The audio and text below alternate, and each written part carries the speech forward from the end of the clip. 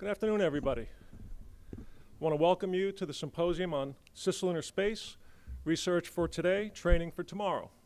My name is Jeff Isaacson, and I'm the president of University's Space Research Association, USRA. This symposium is being held in conjunction with the 54th annual meeting of USRA's Council of Institutions, which includes representatives from each of the member universities that are associated with USRA. Our partner here is the Space Policy Institute at George Washington University. GW is also a USRA member. For us, it's been literally 5 full years since we last held what was usually or before an annual symposium.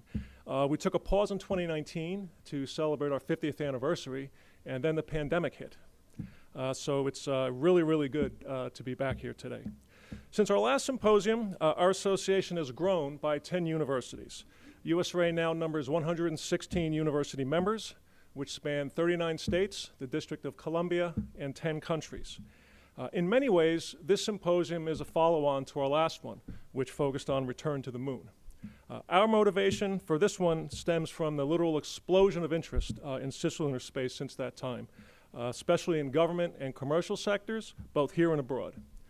There's also been a lot of emerging technical advances that motivate us and motivate our interest here, but there's obviously a lot more work to do, and from our perspective, importantly, what this all means for universities is still evolving. On the science side of exploration, I think the role of university experts is fairly clear, especially if past is prelude to the future. I'm not so sure yet about the tech development side. You know, what about all the technologies that we need, you know, into the future, to the moon and Mars? Think about navigation, timing, sensing, communications, data transfer, energy generation, energy storage, propulsion, resource utilization. I can go on. But these and other areas are really key to the long-term plans in space. So as we go through this afternoon, I'd like all of you to be thinking, you know, what do we need from universities here in terms of R&D, in terms of innovation, in terms of workforce development? We're hoping the discussions today will shed some light on how universities may contribute both now and into the future, and also I think very importantly for the university members to help them position their universities to support long-term growth in cislunar space activity. So on behalf of USRA and our member universities, I believe nearly 60 representatives are here in the room right now. I'd like to thank our speakers in advance and the panelists for volunteering their time to participate in this important discussion. I'd especially like to thank Bob Cabana, NASA's Associate Administrator, who will give the Tarantino Memorial Address. Fred Tarantino, the late Fred Tarantino, was USRA's 5th president, and Fred put great emphasis on strengthening USRA's interactions with its member universities and in sponsoring this annual symposium. We honor Fred's legacy with this keynote, so thank you. I'd also like to thank Professor Scott Pace from the Space Policy Institute, the director there, for his role in organizing this symposium. This is the 10th, Scott, that we've done now in collaboration. So with that, Dr. Pace, the floor is yours.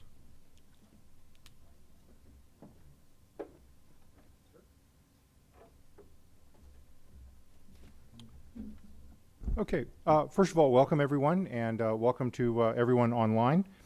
First of all, it's terrific to be back in an in-person meeting again after a lot of time away. And you know, the old saying goes is, you know, the internet is fine for exchanging data, but meetings are for exchanging emotions. And I think some of the emotions you might see on the panels today is really an amazing range of opportunities. So the first panel is going to be talking about challenges and opportunities in exploiting cislunar space, and so we're going to hear from a lot of NASA and defense folks on seeing what's going to be happening out there. The second panel is dealing with commercial opportunities, not so much you know, for going into business, but what things are out there, power, communications, launch, that may be available for exploitation. So we're very conscious that we're speaking to a university audience, and of course the thinking is, how do I win my next grant? What do I do for my laboratory? What are my opportunities for doing more and better science, which is the whole point of USRA, but how might I leverage the things that are going to be going on in and around the moon, leveraging new commercial capabilities that might be available for me, to go and be more competitive and, in fact, do better science in cooperation with my colleagues.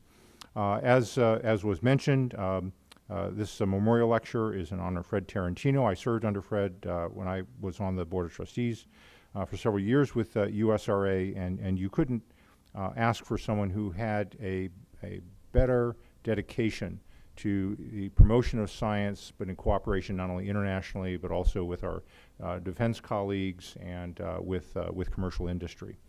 Our keynote speaker this morning probably needs no introduction, so a little bit redundant. But Robert Cabana is the Associate Administrator at NASA, is the number 3 in charge, the Senior Civil Servant at NASA. He's taken time out from major program review right now, and he's going to rush right back to that review. So he's giving a break to some of his other colleagues to be here with us, for which we're very grateful. One of the notable backgrounds, in addition to his time as a shuttle astronaut, was also his time as a director of the Kennedy Space Center. And the thing that I was most impressed by in my time at NASA and afterwards was how Bob helped really transform the Kennedy Space Center in that transition from the shuttle era, which of course he was an integral part of, an astronaut in, to one that is supporting an incredible range of commercial launch activities and commercial in and around that, when there was a fear that with the end of the shuttle program that tumbleweeds would again roll through Florida. And that in fact was not the case, and it was not the case in large part I think because of the vision and dedication that Bob Cabana brought to that. So with that, let me welcome him to the stage and to tell us what's going on at NASA now. You start.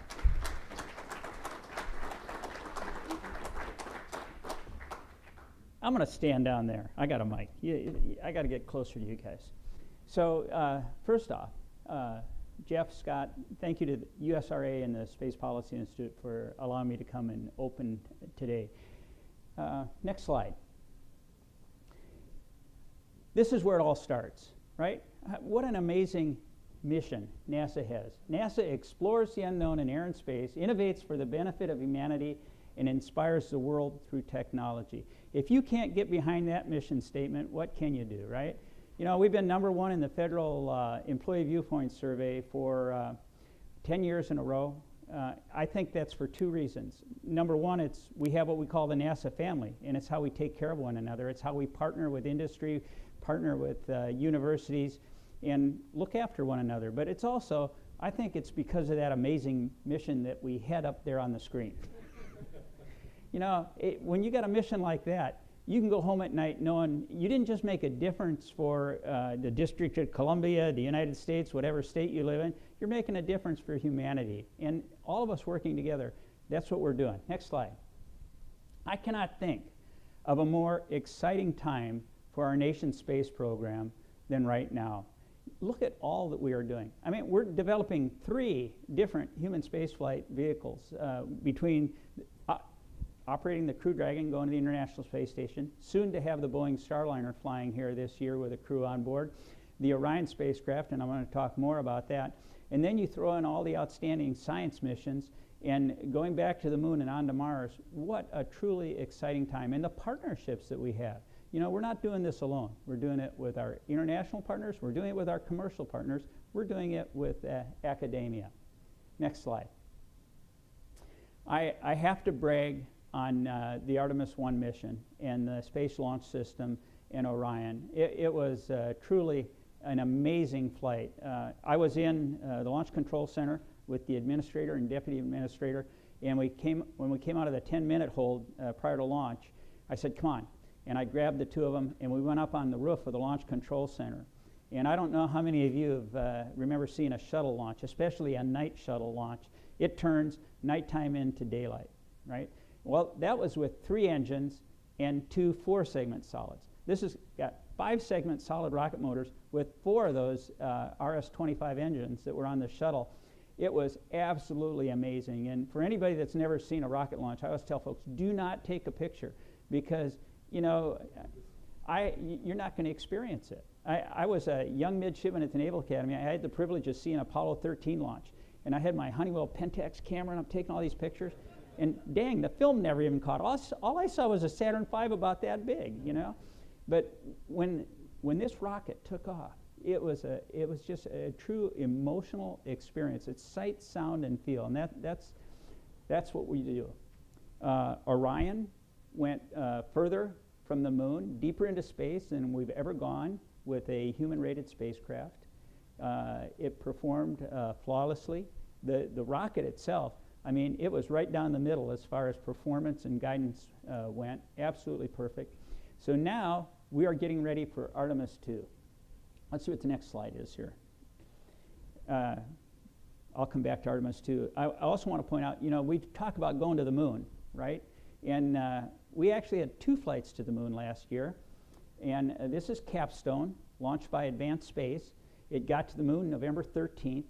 And this is just they call them CubeSats. It's not really fair to call that a CubeSat because it's like 12 CubeSats. You know, it's about this big.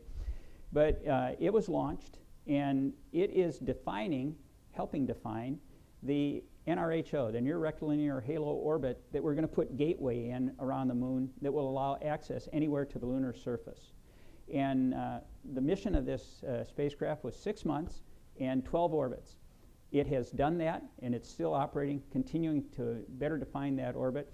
And it had some challenges. It had some frozen propellant lines along the way. We lost control for a little bit. We had comm issues, and the team persevered through all that, and it is doing an amazing job. And we're not done. Next slide. Our CLIPS missions, commercial LEO to the moon. All right, we're going to the moon this year with 2 CLIPS missions coming up here. One by Astrobotics and the other by Intuitive Machines down in Houston. And the neat thing about these CLIPS missions is that this is a partnership with commercial industry. NASA's not paying for the entire mission. The companies also have their money, their skin in the game. They're going out and getting customers for the science that are on these CLIPS missions that are going to be landing on the moon. So we're doing NASA science, and we're developing a commercial market, and it's more than just NASA payloads that are going to the moon. Industry, universities are also flying to the moon on our CLIPS missions. 2 coming up here. It's going to be really cool. Next slide. So Artemis 3, that's going to be landing on the moon. Before we get there, I want to talk a little bit about Artemis 2 when we had that awesome shot of Artemis 1. Artemis 2 is going to be launching the end of next year. And this is going to be, that's what I said. This is, oh, I'm sorry, you're right. Well, I gotta, we're working it. I'm talking Artemis 2. Okay, I'm not Artemis 3 yet. Thank you. Artemis 2 is going to be launching the end of next year, the end of 24. And we're going to be naming the first crew to go back to the moon in 50 years. That's going to happen here on April 3rd. So I want you to watch for this announcement. I think it's going to be pretty darn cool. I'm going to be down in Houston for it, and it's really going to be neat to pick a crew that actually is going to go to the moon. Now, this is going to be more like an Apollo 8 mission. They'll be doing some work in low Earth orbit, then going on a free return trajectory around the moon, much like Apollo 8 did. But it will be a complete checkout of the Orion spacecraft and all the environmental control systems with a crew on board, a crew of 4. And then we're going to get ready for Artemis 3. Artemis 3 is going to be our landing on the moon. And this is going to be the ability to put the first woman on the moon. You know, when I look back on the shuttle program and people say, what was the most, the best thing that the shuttle program gave America's space program? 30 years, pretty darned amazing with all the science experiments, building the International Space Station, you know, the Hubble Space Telescope, you name it. But if you look at that first class of shuttle astronauts, in 1978, the shuttle program brought diversity to America's space program. When we went to the moon back in the 60s and 70s, it was a bunch of white military test pilots with some white male scientists thrown in at the end. The shuttle program had men, women, black, white, Hispanic, Asian. It accommodated from the 5th percentile female to the 95th percentile male. That's what we're going to the moon with this time. We're going to the moon with everybody. Everybody is going to eventually see themselves in the people that go to the moon. And I think that's what we need to really motivate and create an interest in science and engineering throughout our country. People need to be able to see themselves as part of that. And on Artemis 3, we're going to put the first woman on the moon, and that's going to be pretty darn cool. And eventually, we'll follow that with a little bit of everybody that makes up our culture. We've got some challenges to get there. SpaceX is working hard down in Boca Chica to qualify their big booster along with the Starship. They hope to be flying their first test flight here in the very near future. That will essentially be a launch out of Boca Chica, and not quite orbital. It won't go all the way around, but it's going to be landing the Starship off the coast of Hawaii, checking out all the systems on the vehicle, and eventually it's not going to land on land and be recovered as it will in the future, but it'll be a great test of the core stage and the Starship with the heating of reentry and so on. So we'll continue to develop the Starship. We're also working on developing a second lander so we can have that dissimilar redundancy that is so important that we have with our commercial crew program. And I think, you know, what's really interesting is, as we go to the moon this time, we're not going just as the United States or just as NASA. We're going in partnership with our commercial partners, with our international partners, and with academia along too. Next slide. Gateway, I mentioned that NRHO orbit that it's going to be in. The first Gateway mission will be launching around 2025. It will include the power propulsion element along with the HALO, the Habitability and Logistics Outpost. And this will then be a place that will grow into kind of a mini space station, if you will, that will not be permanently crewed, but will be crew tended when we're going to the surface of the moon. And again, it allows access anywhere to the lunar surface. Orion will dock with it, the lander will dock with it, the crew will transfer over, part of the crew is going to stay on orbit, part of the crew down to the surface. It will allow for telescience on the moon. It's going to be a great facility. And again, launching here in the very near future to accommodate that Artemis 4 mission. Now, Artemis 4 is going to be flying with the enhanced upper stage. We'll be launching along with the crew on Orion, the International HAB module, to the Gateway to dock with it.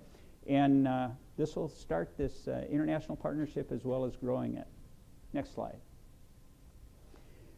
Down on the lunar surface, we still have so much to learn. And we're going to the south pole of the moon this time. And the reason is we believe there are tons of water ice on the south pole of the moon. Fuel and oxygen. We want to be able to utilize the resources on the moon.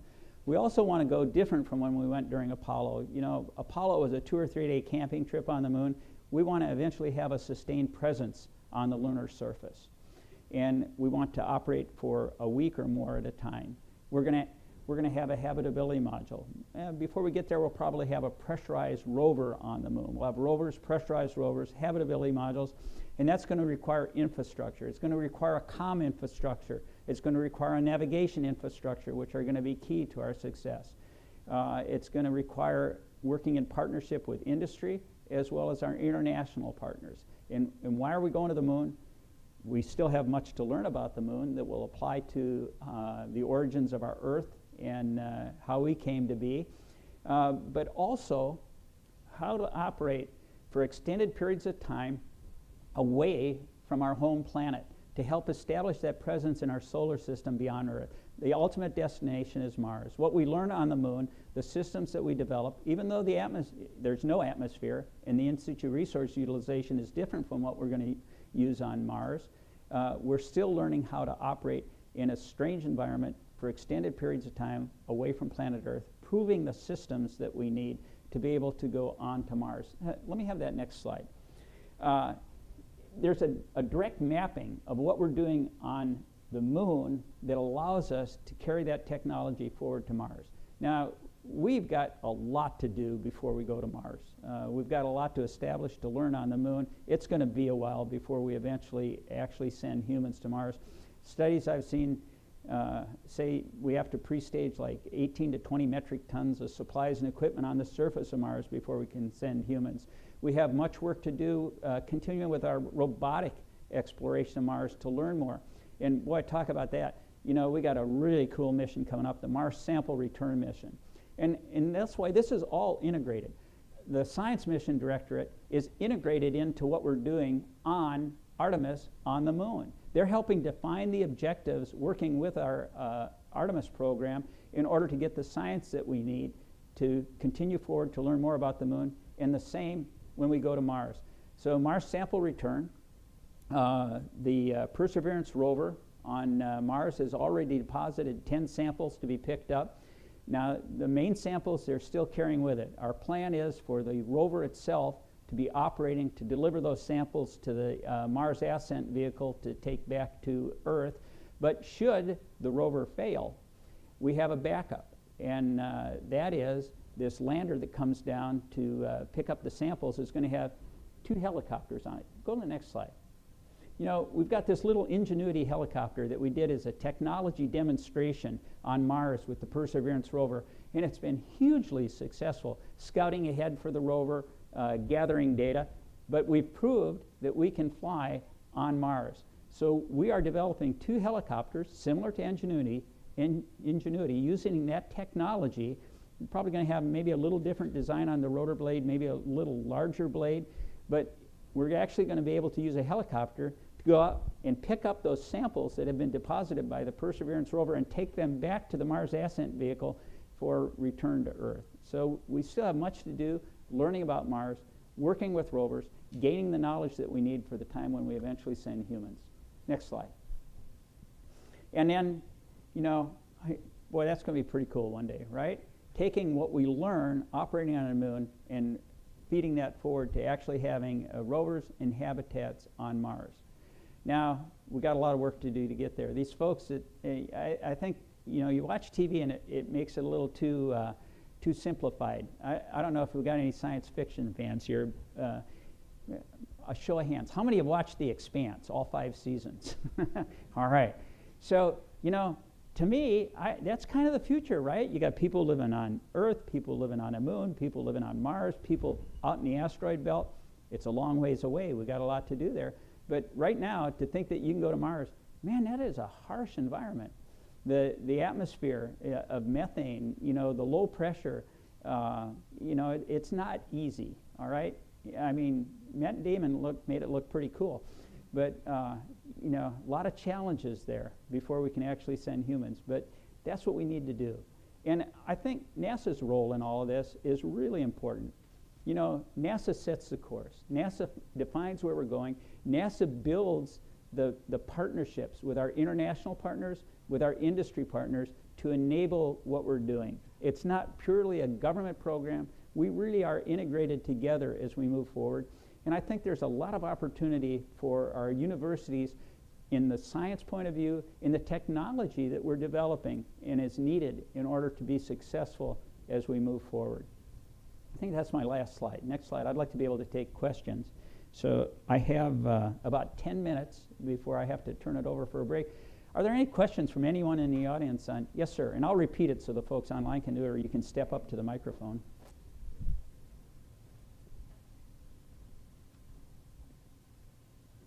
Yes, this is regarding the space station. I understand you're getting it from the station.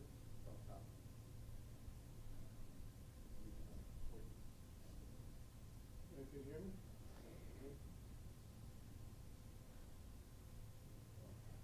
Yeah, regarding the ISS, I understand that beginning in late 2025, Axiom is going to attach more modules to it. Will that mean more astronauts aboard the ISS, or will it just be the same 7 with larger capacity? Excellent. So I was focused on Moon Mars, but this is critical to our future moving forward also. So commercial LEO destinations. Our goal is to establish a commercial environment in low Earth orbit where we are one of many customers. The International Space Station is going to come to an end. We've extended its life out to 2030, and we would like to have a low Earth orbit presence beyond that we can send our astronauts to do our science on an as-needed basis as opposed to a continually operating basis. So we're trying to develop this commercial economy in low Earth orbit. Axiom right now, we are actually flying private astronaut missions with Axiom where they fly up to the International Space Station, and through partnerships and what they pay us and utilizing resources, they actually can do science on the International Space Station. They also conduct their own operations in the Dragon capsule. Axiom is building a module to attach to the International Space Station that will be used purely for commercial activity on the International Space Station within the Axiom module. So they will be doing additional science, whatever their astronauts do, and I would suggest that you go talk to Mike Seferdini and the folks at Axiom to learn more how they intend to make that happen. But eventually, they will detach from the International Space Station. They will utilize that module and have their own mini space station, as you will. There are a number of other companies that have also bid and won contracts to help develop a mini space station on orbit, if you will, that will be doing commercial as well as government activities. But I think it's really important that we continue to maintain that presence, and we want to show that there are commercial benefits to what we do in space on the International Space Station. There are a number of drugs that have been developed on the space station in a microgravity environment. I think everybody's familiar with protein crystal growth. It's not the actual crystals that we grow up there that make the medicines. It's growing them in such a large, well-defined format on orbit that they can be analyzed properly to design drugs here on Earth to make them more effective and actually work. And so this is science that continually pays off. So yes, there is going to be an Axiom module on the International Space Station that will allow them to bring their astronauts up in a better environment, have more room to work, and do purely commercial activities separate from what is being done on the International Lab or done by NASA. Thank you. Yes, sir. Thank you for taking some time to talk to us. My name is Chris and I work for a company called Sierra Space. Was curious if you could talk a little bit about how NASA is working with other agencies to consolidate or combine different technologies that are coming out of the commercial sector or universities. Boy, that's a great question. I can't answer that. You know, I will get you an answer on that, Chris. Sure. If you, Sure. We'll get you a card, and I'll get you a better defined answer. I don't want to just talk off the top of my head and say something halfway. I have some knowledge on it, but I think that deserves a more accurate response. Sure. Yeah. Thank you. Absolutely. And I look forward to coming to Sierra Space when I'm out in Colorado.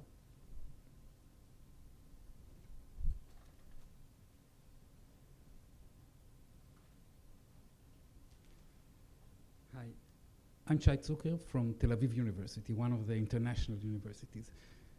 Since I'm represent one of the international universities, I was interested to know about the involvement of the international community. He asked about other agencies. I'm asking about other space agencies outside the USA. So I can't talk specifically about other universities. You know, non-U.S. universities are working with us, but from an international point of view, I think it's pretty obvious. You know, we're working with ESA. They build the service module for the Orion spacecraft. That's a huge partnership. We don't go to the moon without ESA and the service module on Orion. ESA is building, there's a lot of work being done in Torino, Italy on the International HAB module, on HALO. A number of modules are being built overseas.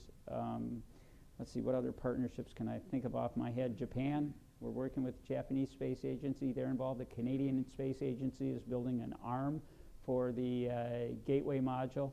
So, you know, it truly is an international cooperative effort as we're going forward.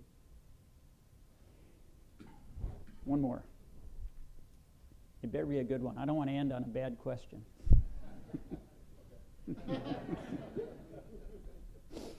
Yeah, my name is Dan Baker. I'm a space weather practitioner, I guess. I just wanted to ask, how concerned are you about the space environment effects, and how prepared are we in this next phase of the human exploration program to deal with the Yeah, challenges? so this is one of our biggest challenges.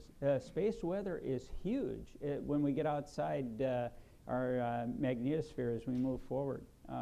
Protecting astronauts, notifying them in time. You know, I wish Nikki Fox were here from heliophysics, and she would give you a much better answer than I can give you. But we are continually working on our ability with the missions that we've sent to the sun to better understand what's going on with the sun, and to be able to predict these large flares when they come in a timely manner, so that we can protect the crews so that they can get to you know, some habitat that protects them from any radiation environment. But I think the radiation environment, as we leave planet Earth for an extended period of time, as we're traveling to and from Mars, it's going to be huge. So this is extremely important. And you know, we rely on a lot of the research that's done at universities also to feed into this on better understanding our sun and space weather. This is why we also need to develop a better propulsion system. Chemical propulsion system it's not the way to go to Mars. A Mars mission right now is you know, 18 months to 2 years to get there, for the planets to align, for the time on Mars to get home.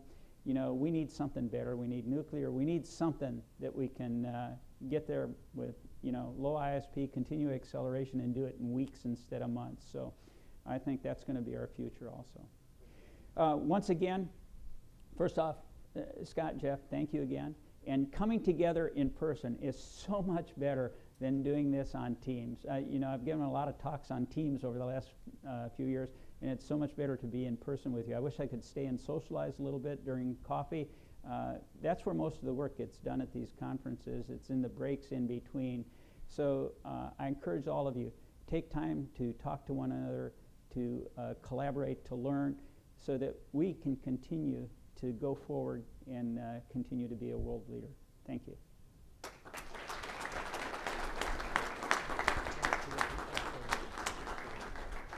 Oh, the duty picture. All right, I'll get in the middle.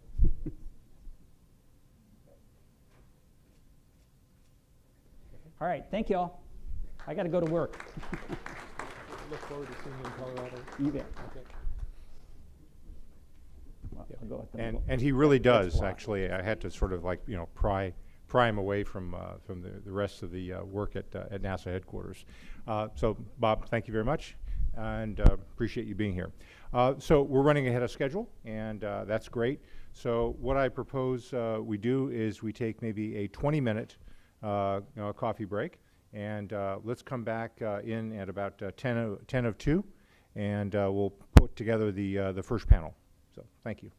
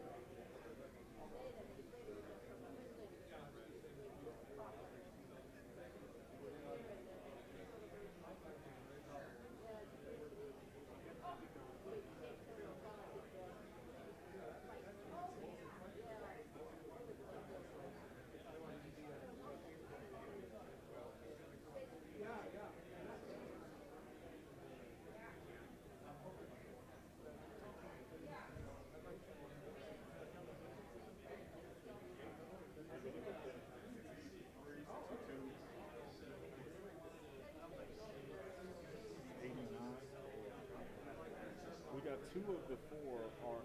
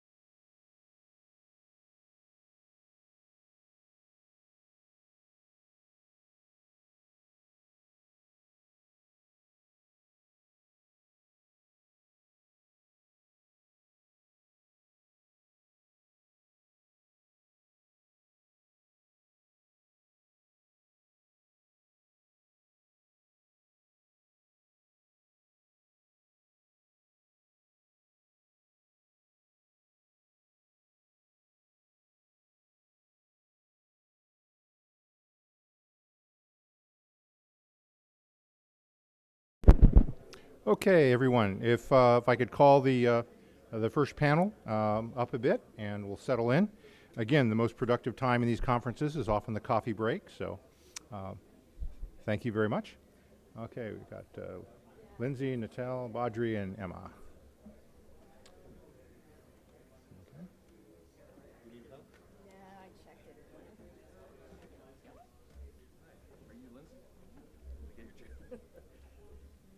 Okay. And we'll basically talk in this order. Sequence.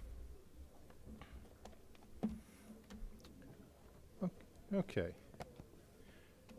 And now let's see. Can we start? Lindsay, you didn't have any charts, did you? Okay. We're gonna go in order. Lindsay, Nintal's gonna go second. Yeah. In this order. Okay. Okay, great. All right, so welcome back. The first panel we have is on Cis-Lunar, technical challenges and opportunities, and as we say in the program, looking at new scientific advances in energy, communications, logistics, and space has become an area for technological shows of both economic and military prowess. So we're talking mostly from a government perspective here, although we have a senior scientist from APL who's also been thinking about some of the security aspects.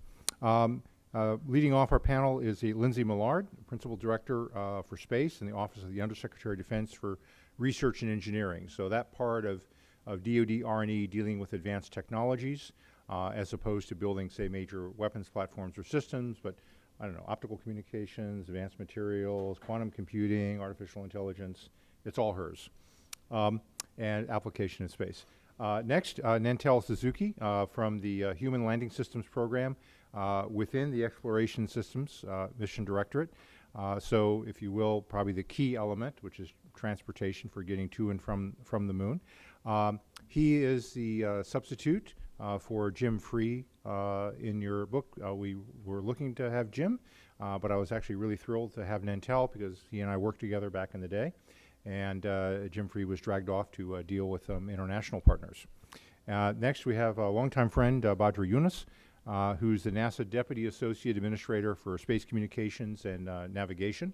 And this is kind of like the major critical service function for NASA. No mission succeeds unless it can talk home, and they don't talk home unless they go through Badri's organization. So across both science and human spaceflight, I suspect you probably do something for aeronautics too.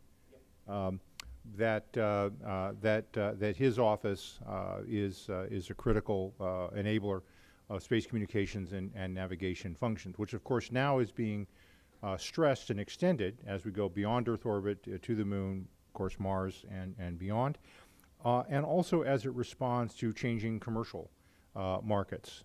So there is a heavy amount of activity not only in new technologies, but also new relationships with industry that I think Badri will talk about. And finally, Emma Rainey, senior scientist at Johns Hopkins, was a co-author on a really interesting discussion of strategic uses for the moon and scientific opportunities in and around the moon. I thought fairly a large high-level perspective. I think you can find it online if you Google it.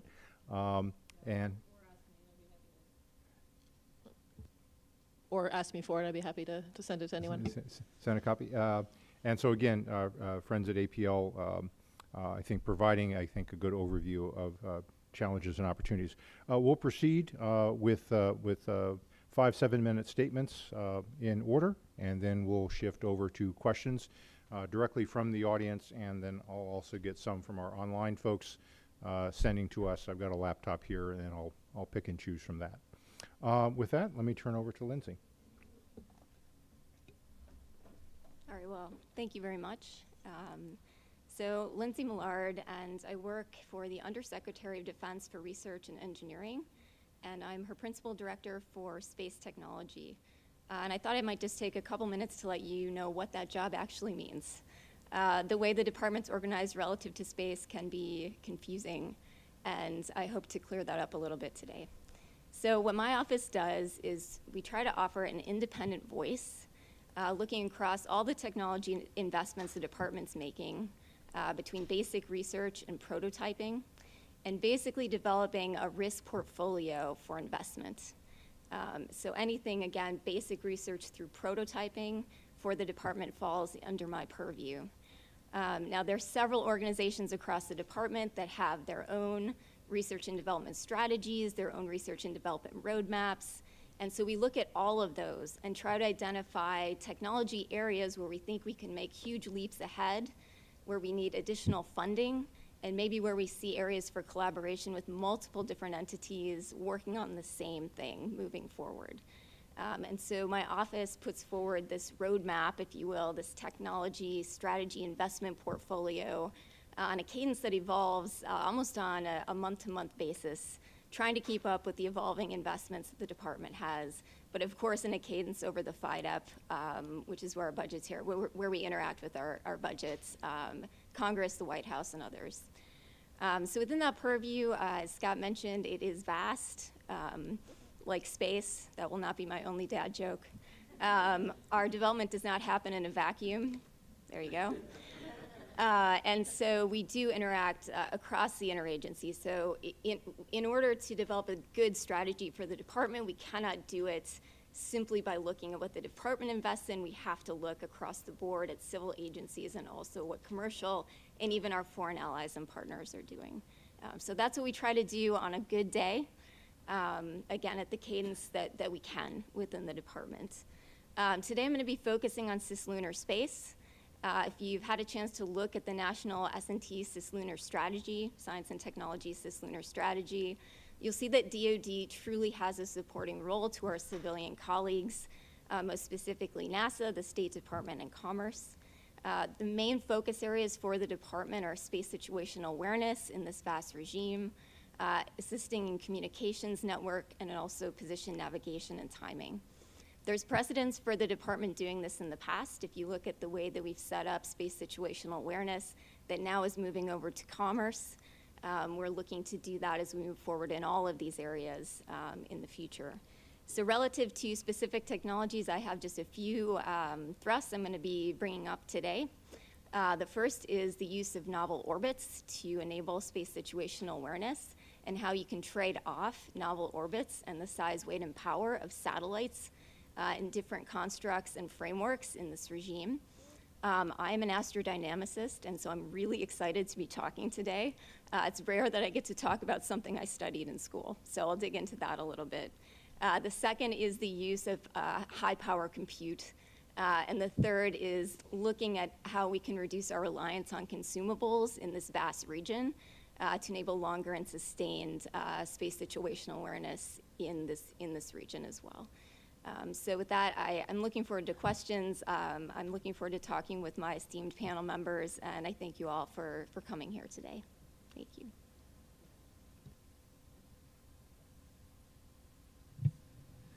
Good afternoon. I'm Nantel Suzuki. As Scott said, I focus on the human landing system. I'm kind of the headquarters program executive. I work every day with the human landing system program at Marshall Space Flight Center. So this is the lander portion of Artemis. As Bob Cabana outlined earlier, we have a lot going on to return astronauts to the moon. I'm going to walk through a number of slides here, but mostly pictures, just to kind of let's see, work through.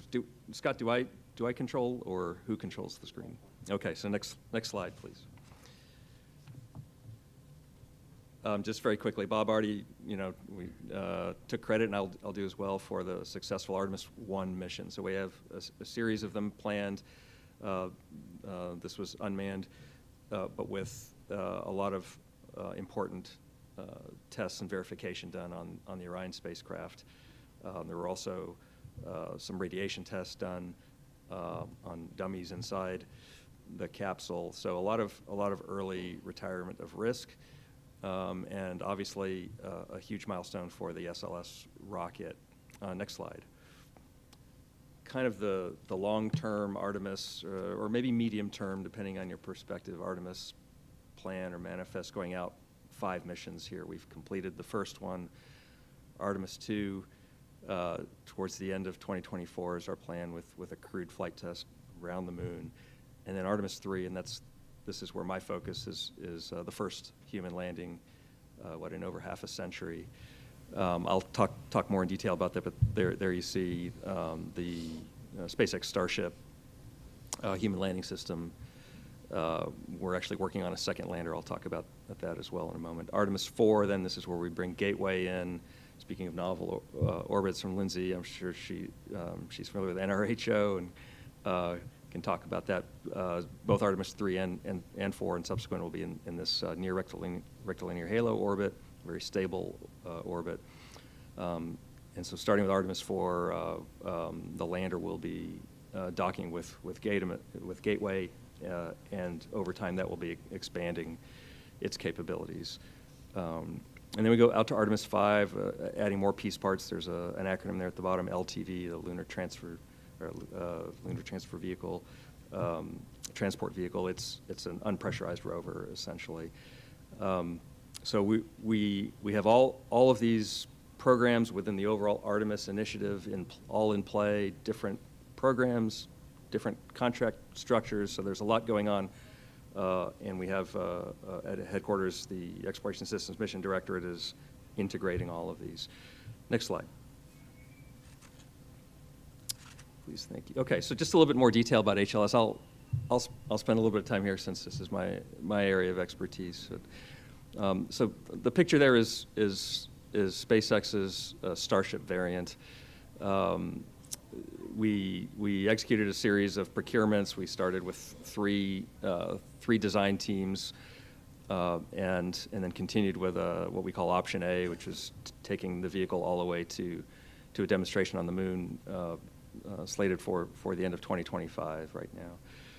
It'll take 2 astronauts to the surface. It's a large vehicle. Maybe you can see the astronauts in this cartoon, very tiny at the bottom. Much larger than we're used to. It's mostly propellant tanks, but it clearly has a lot of capability in its crewed configuration here for Artemis 3. After all of the system and operations mass, they'll be on the order of 100 or hundreds of kilograms of utilization mass down to the surface. But in a pure cargo configuration, which we might contemplate in the future, there could be potentially many tons of mass to the surface. So there's capability for sort of a broader concept perspective for getting mass to the surface. I'll just say a little bit about kind of the procurements here or the partnerships, just to kind of maybe tee up a little bit of the conversation in the next panel. This is sort of a commercial approach. It's a contract, but it's a firm fixed price contract. It has a lot of collaboration built into the design, collaboration between NASA and SpaceX engineers. NASA is going to certify this vehicle, has full insight into the development. We established performance requirements up early in order to enable a firm fixed price contract effectively. But the requirements are not design requirements, they're performance requirements. So we gave latitude to all of our contractors to really design their own vehicles, and the first phases of our procurements showed 3 very different designs in response to those requirements. The SpaceX one, we also had Dynetics and Blue Origin in an earlier round. Coming up this summer, perhaps June timeframe, we expect to award a separate contract for a second lander, and that competition is in play now, but that will put us in position for NASA to have 2 competing companies for lunar landers going forward.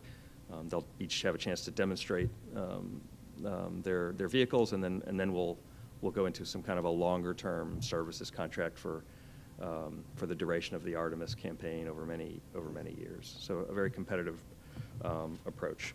Next slide. Thanks. Yeah, this is just to show some of the some of the work that's been ongoing in recent months and even years. The Starship that is, some of you have no doubt seen in the news flying out of Boca Chica, Texas, is really the second stage of what you see on the right-hand side there is the two-stage Starship Super Heavy launch architecture. So that upper stage, that second stage, which has already done some atmospheric flights, a variant of this will become the lunar lander. This one that you're seeing here is a different configuration, but there will be many common subsystems across different objectives for SpaceX. So, going back to the partnership approach, we were very much designed our procurement so that we would encourage commercial investments and private investment to supplement NASA's own budgets on this program.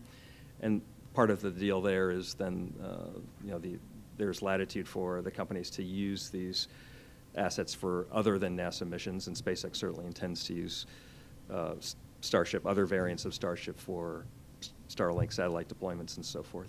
On the right, you see the full stack down at Boca Chica, and right now we're on track to have a launch attempt next month in April. Next slide, please. I'll just run through some of the different elements here. We had a recent rollout of our advanced spacesuit. This is just a prototype from Axiom, one of two contractors, Axiom and Collins, that NASA has for an advanced surface suit. I think it will not be black eventually. That's just a prototype. I think it may end up being white. But in any case, it's an effort to bring greater mobility and flexibility for the astronaut. And modularity as well, and of course, differentiating from recent decades, it'll be tailored specifically for surface operations. We'll have to deal with lunar dust. It'll have to allow for walking and obviously the different environment than we've seen on Space Shuttle or Space Station. Next slide. Gateway. So this is a kind of a cartoon of kind of an ultimate configuration gateway. It will be built up piece by piece. There'll be on the left you can see the power and propulsion element, and then a habitation halo element in the middle. That's Orion docked on the right, and some other international hab and other pieces. You see there the logos from Canadian Space Agency, the Europeans, and Japanese. So there's a big international partnership to support this effort. And as I mentioned, Artemis 4 is when we expect to first deploy Gateway. And there's a kind of cartoon of a reference lander at the bottom there, but for Artemis 4, that would be the Starship HLS. Next slide, please. And just to show some pictures of some of the hardware development, in the upper right, you can see a Hall thruster. I think we'll have 6 Hall thrusters on the power and propulsion element, and some structural mock-ups as well, power system, photovoltaics. Next slide. Okay, and this is just sort of a montage of successive Artemis elements that will be deployed. Some of them are from our sister organization, the Science Mission Directorate, but we're cooperating on Artemis. So the CLIPS, that's just one of the CLIPS landers up there. Bob Cabana mentioned that earlier. Again, this is a very commercial approach. I was very much involved in the founding of CLIPS as well, and with the Science Mission Directorate. Again, this is extending the model that we've demonstrated in low Earth orbit for cargo systems development through the COTS program, and then service contracts to space station through the cargo resupply to station, or CRS contracts. So that kind of 1-2 punch or strategy in low Earth orbit, we're kind of extending that model to beyond Earth orbit to cislunar space. So CLIPS are these service contracts for small payloads to the lunar surface. One of those payloads will be a rover, excursion rover called Viper, grew out of something called Resource Prospector, and I think Dan Hendrickson is going to be speaking later from Astrobotic, maybe about that. We have rovers. I mentioned earlier the LTV, Lunar Terrain Vehicle. A pressurized rover. Eventually, we're in discussions with Japan on an international partnership there. Eventually, a surface habitat, and other technologies that we can envision. Obviously, for a power-rich architecture, we're looking at efficient surface power. Potentially, there are a number of our science technology mission director at STMD has a number of concept design studies on surface power. And in the lower right, ISRU. My colleague Angel Abud-Madrid is here from the Space Resources Roundtable. I'm happy to see him here. We've been working together on ISRU concepts and technologies, subsystems, and hoping these can come together in an integrated element at some point to support Artemis. Next slide, please. I want to just mention the Artemis Accord. So this was a multinational, international agreement, important agreement that helps to set the rules of the road, so to speak, for deep space exploration and operations.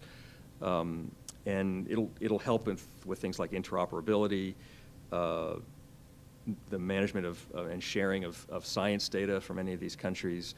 How are we going to do that, and trying to promote an open and transparent regime of data sharing. And some words on how we're going to deal with ISRU, with space resource utilization, consistent with the Outer Space Treaty and broader agreements that are decades old, but providing some clarifications. Like extracting resources from the moon, for example, does not constitute appropriating it or owning it in any way. So those are important ground rules to provide stability to international partners and to industry. Next slide. I just want to talk a little bit about some of the science and research opportunities. So NASA established some Artemis science objectives, Artemis 3 science objectives in particular for the lunar surface mission. We have a science definition product that was a couple years old, I think. So there you see some of in bullet form, some of the top science priorities. The moon as a witness plate and providing a window to solar system history. All these PSRs, or permanently shadowed regions, will be very interesting to examine at the poles, at the South Pole initially. And the bottom below, they're investigating all these exploration risks, of course, a whole range of them, dust mitigation, all the exploration risks, human health and performance, and so forth. We have a science mission director at Portal. I just put a URL up there. Our sister organization, the Science Directorate, they kind of lead the solicitations and research opportunities. So there's lots of information there. And I'll also add, for anybody interested in participating in the research realm, including the development of instruments and payloads, there's a lot of work at NASA and a lot of work at industry. That's I think job opportunities are opening up to support Artemis on all these fronts. So many different ways to participate in the science mission. Next slide, please. Okay, just to give you a sense of the actual initial landing sites that we're looking at on the South Pole. Of course, the lighting and thermal conditions are radically different for the South Pole of the moon or either pole of the moon than they would be for the equatorial or near equatorial regions that we saw on Apollo. So you'll see all these long shadows, extreme thermal environments. I mentioned the permanently shadowed regions. And so there was a process to identify 13 candidate landing regions within which we'll eventually identify particular sites. And let me go on to the next slide. And so there is, in fact, some of you may know this, but there's in fact a workshop coming up, I guess April 4th and 5th, a virtual workshop to engage the broader community on a discussion of the Artemis 3 landing site. So that's a near-term opportunity to get engaged in that process. And I think, next slide, I think that's basically it. We are going to the moon and are looking to team with you all, with the broader community. It'll be a big global effort. It's very exciting, so I'll be looking forward to the panel discussion. Thanks.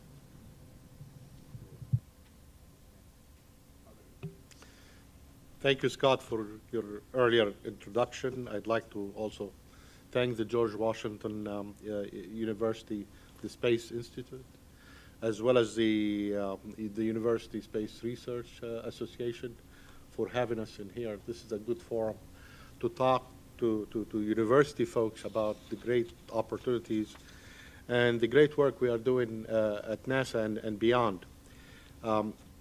My name is Badr Yunus. I am the Deputy Associate Administrator and also the Program Manager for Space Communication and Navigation Program at NASA.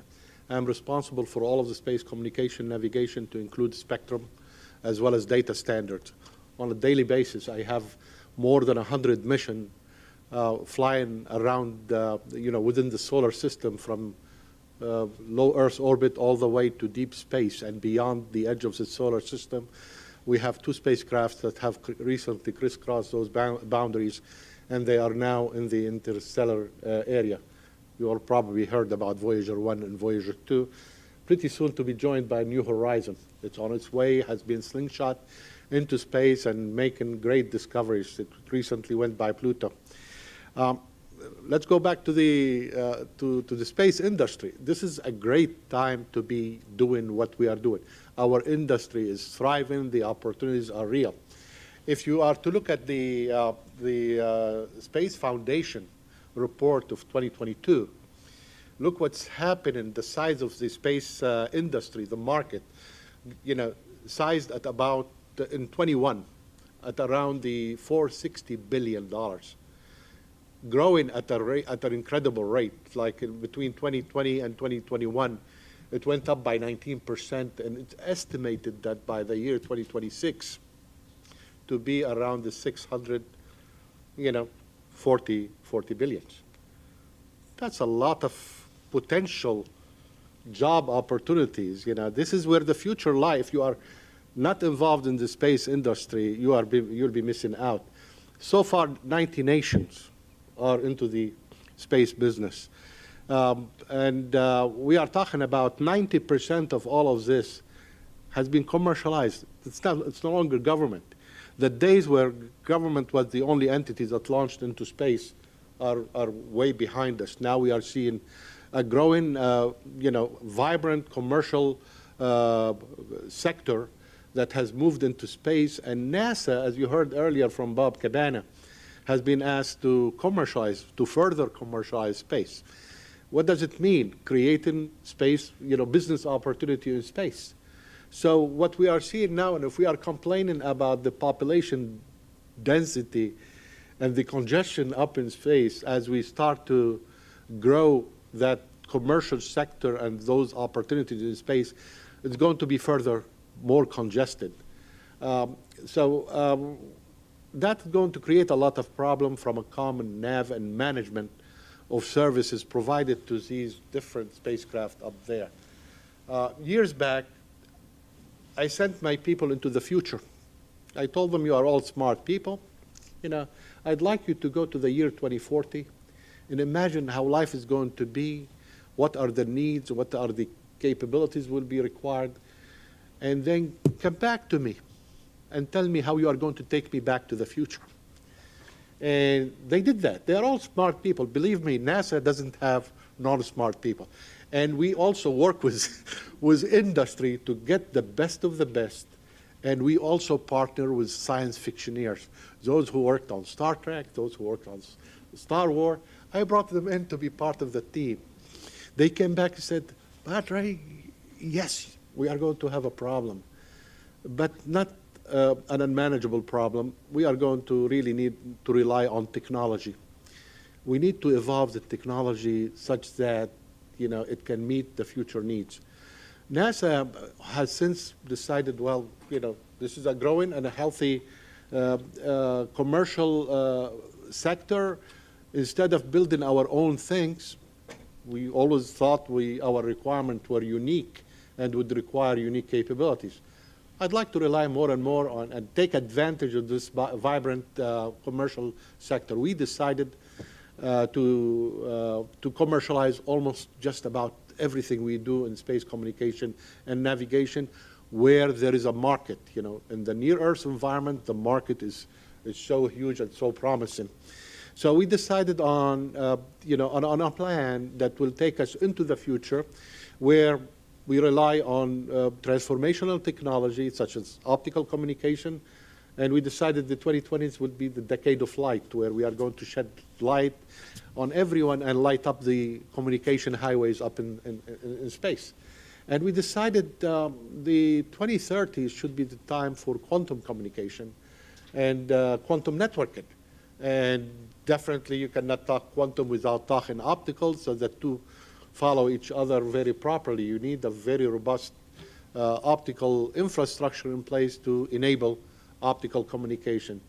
And we are just scratching the surface about the possibility with quantum technology. From quantum computing to quantum sensing, all kind of things will be further enabled by quantum network and quantum communication. However, to go into the commercial domain, there are plenty of regulatory constraints. The existing Communication Act does not allow us to freely move from one domain to the other. And the way the ITU has designated the use of different spectrum for science, for space research, for this and for that, does not allow for, for us to move easily between and getting the frequency authorization. So we saw the optical communication as a mean to ride over the regulatory, the regulated spectrum, because the ITU only handles up to 278 or up to 200 gigahertz, and anything beyond is not regulated. And for the portion, that does not mean we are going to leave the RF domain. For the portion where we have we need the radio frequency, we decided to go after the technology that will allow us to move between providers, because if you look at the spectrum and how frequency allocated, it's mind-boggling, how NTIA and the FCC are managing all of these allocations. But from our perspective, we thought technology can do it. We are going to build the kind of technology that will allow us to configure ourselves, not only in frequency, but also in waveform. We decided if we are to commercialize, we are not going to lock into a particular provider. We are going to give our user the flexibility to move between providers, and then, at least guaranteeing that there will be support down there just in case one of them go bankrupt and one of them wants to stick you with high bills. At the same time, we thought, well, it's going to get congested up there. What do we need? We thought the only solution for the future, because the existing processes will not help for this congested environment, is to move into autonomous operation, autonomous navigation. What does it mean? We definitely need to rely on GPS and Galileo. So we invested heavily in developing, multi-GNSS receiver, very small. Even a small CubeSat can carry it, and we can take it all the way to the moon, by the way. And we have demonstrated, and we actually have a demonstration taking place to show that we can have navigation solution, PNT solution, relying on GPS and Galileo all the way to the moon. And also, we are working on that polylingual receiver and also cognitive radios. Radios that can, assess the state of health of the individual channels and also manage the traffic across in space. They can also demand access to a particular provider network, and on the fly they can, negotiate that access. So from a technology perspective, we have been heavily invested in this transformation technology. Our optical technology that will soon be used in this Cis-Lunar domain has been demonstrated. We demonstrated the capability in 2013 on a small mission called LADI. We had the LLCD, the demonstration for the optical payload, the laser communication. We were able to get instantaneous acquisition from the moon to Earth at 622 megabit, transmitting just a fraction, 100 milliwatt from over there, and receiving it instantaneously on the ground with a small aperture laser, or telescope. At the same time, we started to look at the second generation, and pretty soon the third generation. We recently flew the LCRD, which is a data relay satellite. We demonstrated, the capability going from the moon to Earth, but we wanted to demonstrate that we can have a point in space that can relay data from space-based user going at a speed of 17,000 miles an hour. That lock-in of beams is critical, and the acquisition is critical to enable that to take place. And we have launched the LCRD, and it's already about 2 years ago, and it's already operational. We have so many experiments, and also we invited the commercial sectors and other entities to demonstrate their technology with it. Still, what's missing is the user spacecraft. This is going to be going to fly pretty soon. We have a payload called Luma that's going to be positioned on the space station, that's going to establish that linkage, that space-to-space linkage, and also allow the user maximum flexibility to go either through a data relay satellite or to dump the data to ground. So flexibility is critical for the future.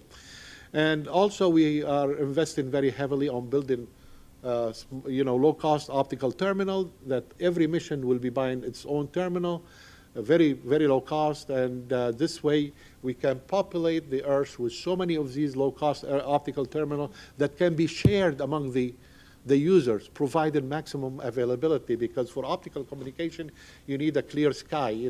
Some cloud you can go through, but not dense cloud, and also when you have rain or what have you. So through this concept of operation, we can make sure that we have many ground stations to receive that data. So all of this has been demonstrated, and we also have a mission is going to fly next year. It was supposed to fly earlier, not necessarily this year, sometime in 22, on a mission called Psyche, going to the asteroid Psyche. This is the Deep Space Optical Terminal. It got delayed, but we see optical communication as essential, together with the flexible technology, the smart technology for the modem. And by the way, we have advanced these capabilities. And my partner here, my co-panelist, work for APL, and APL is developing this technology for us. We recently released 2 RFPs. One is for the acquisition of 18+ meter antennas to provide support to what Nantel has been talking about, the spacecraft and the activities on the moon. We also released another RFP for near space network, where we are asking commercial entities to come and provide us with proposals, how they are going to support us in the future. The architecture on the moon is pretty interesting, because the early footprint is going to be in the southern portion of the moon. So we architected the network to be scalable and to be extensible. So scalable in the sense we are going to start down at the south, but sooner or later our footprint is going to expand to cover the entire moon. And so the architecture that we have and what you see in the RFP target, early on the southern part of the moon, but it will be a building block kind of a thing to support future activities as the theater of operation expand well beyond the south. And we are designing it also to be extensible. So whatever we are building for the moon will be deployed on Mars and on other planetary systems. Again, it's an exciting time to be in our business. The space industry is a vibrant domain. There will be plenty of opportunities, so that's where you should put your money, or your investment in. And good luck to all of you, and thank you again for having me.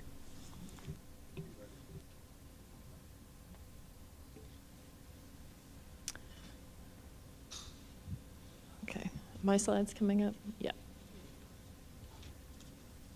Okay, thanks very much for having me. Good afternoon, everyone.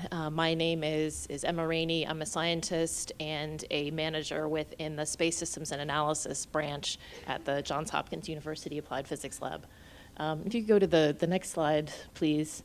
I'd like to start off by talking a little bit about APL and the work that we're currently doing in Cis-Lunar for those of you who may be unfamiliar. So APL is a not-for-profit university-affiliated research center. And as a UARC, we serve as trusted technical advisors providing technical expertise to the government on technological capabilities that are of strategic importance. And we have a lot of activity going on in Cis-Lunar applications right now, covering a pretty broad set of stuff. This includes science. We have at APL one of the largest groups of lunar scientists of any institution in the world. And our scientists serve in science leadership roles on national level advisory groups such as LEAGUE. We also serve in science leadership roles on missions. This includes kind of larger legacy-style missions like the Lunar Reconnaissance Orbiter, where we at APL are leading several of the instruments, as well as the newer style missions that include commercial partnerships. An example of this is Lunar Vertex. This is a lunar surface science rover mission that APL is leading. It's planned to be launched in 2024 and will be delivered to the lunar surface by a commercial provider under the CLIPS program. We're also very active in lunar technology at APL, primarily through our role as the technical direction agent for NASA's Lunar Surface Innovation Initiative. And in this role, we provide technical expertise to NASA on questions related to lunar science and lunar technology. We provide technical direction on their investment portfolio, which is a very large portfolio, over $100 million a year. And we lead the Lunar Surface Innovation Consortium, which is a worldwide organization of more than 2,000 members with representatives from government, commercial industry, academia, and international representatives as well. We're also at APL very involved in Cis-Lunar, questions of Cis-Lunar security. We support several programs for national security sponsors, and we also host the Cis-Lunar Security Conference. This is a conference that we actually founded at APL several years ago, recognizing the growing importance of cislunar space for our nation. We founded the Cis-Lunar Security Conference to serve as a forum for national level discussions on the technology, policy, and strategy implications of the expected increase in cislunar activity for national security. Go to the next slide, please. So we at APL, supporting both the civil space community as well as the national security space community, we really like to operate at that nexus of civil and national security space. And we have particular interest in the kind of dual use capabilities that exist in space. And in cislunar space in particular, although the civil side and national security side have different missions that may be distinct, there is an intersection in terms of their interests, and in particular, those are the enabling technological capabilities that are required to execute all space missions. And prime among these are space situational awareness, communications, and position navigation and timing. These are really foundational capabilities for all space operations, of course. You have to be able to navigate, know where you are. You need to have awareness to avoid hazards. You need to be able to exchange information. But these systems don't exist in cislunar space, at least not at the level of sophistication that we need for all of our planned set of missions we have in the future. Our communications systems that we use for deep space now are not scalable to support on-demand comms for many missions operating at once, which is what we envision for a sustained lunar presence in the future. Our PNT systems that we rely on close to Earth are not precise enough out at the distance of the moon. And our space situational awareness systems were designed to work within geosynchronous orbit and won't work for the long distances out to the moon and the complex orbital dynamics that we see out near the moon. If you go to the next slide, please. So in the area of communications and PNT, this is a panel on opportunities and challenges. I think we have both a challenge and an opportunity to create a communications architecture for use in cislunar space that is both scalable and extensible to support a wide variety of missions, as well as interoperable. We don't want to have a model where every mission going out to cislunar space brings their own comms relay and none of them can work together, and we're never able to have a system that gives us the kind of coverage that we want for a sustained human presence at the moon. And so we at APL are heavily involved right now in developing cislunar networking standards that could support the kind of interoperable communications networks that we'll need. We're doing this both at the hardware level as well as the software level. We're also working with NASA Goddard on the development of their LunaNet architecture for communications and PNT. And in particular, we're developing a prototype for a networking router for use in cislunar space. We're planning to do a technology demonstration with Goddard in the near future on this that will demonstrate the network routing component of the LunaNet architecture. And this is there's a particular challenge of building out the system in cislunar space because in the future cislunar network, the data routing can be complicated because your transmission path may not be all accessible at once, and so you need a networking approach that allows for this eventuality. Go to the next slide, please. So this is a movie that is playing that illustrates a particular space situational awareness architecture. And I wanted to show this movie not because I think this is the solution concept for a cislunar SSA architecture, but because I think this movie illustrates both the challenges and the opportunities associated with cislunar SSA. Not only are the distances long, the volumes large for cislunar SSA, but the three-body gravitational dynamics result in very complex orbital motions. And so any future cislunar SSA system needs to account for this in terms of the algorithms that we use for orbit determination, in terms of the object catalogs that we maintain for cislunar. They have to account for this type of motion. But we also have an opportunity, as Lindsay mentioned earlier, to take advantage of the interesting orbits that we find in cislunar space. So this particular movie that we just that just played shows a example from a family of quasi-stable orbits that was discovered by APL astrodynamicists that has the potential to be exploited for cislunar space situational awareness because these spacecraft traverse kind of all of the interesting places in cislunar space over a long period of time. And one other opportunity related to cislunar SSA that I wanted to mention is the potential synergies between cislunar space domain awareness and asteroid detection and tracking for planetary defense. This is another problem that we've been looking at APL recently. in particular, the potential use of radar as part of a Cis-Lunar SSA architecture, and looking at the kind of combined set of requirements that we would the system that would need to be able to fulfill the combined set of requirements for Cis-Lunar SSA, as well as for asteroid characterization for planetary defense.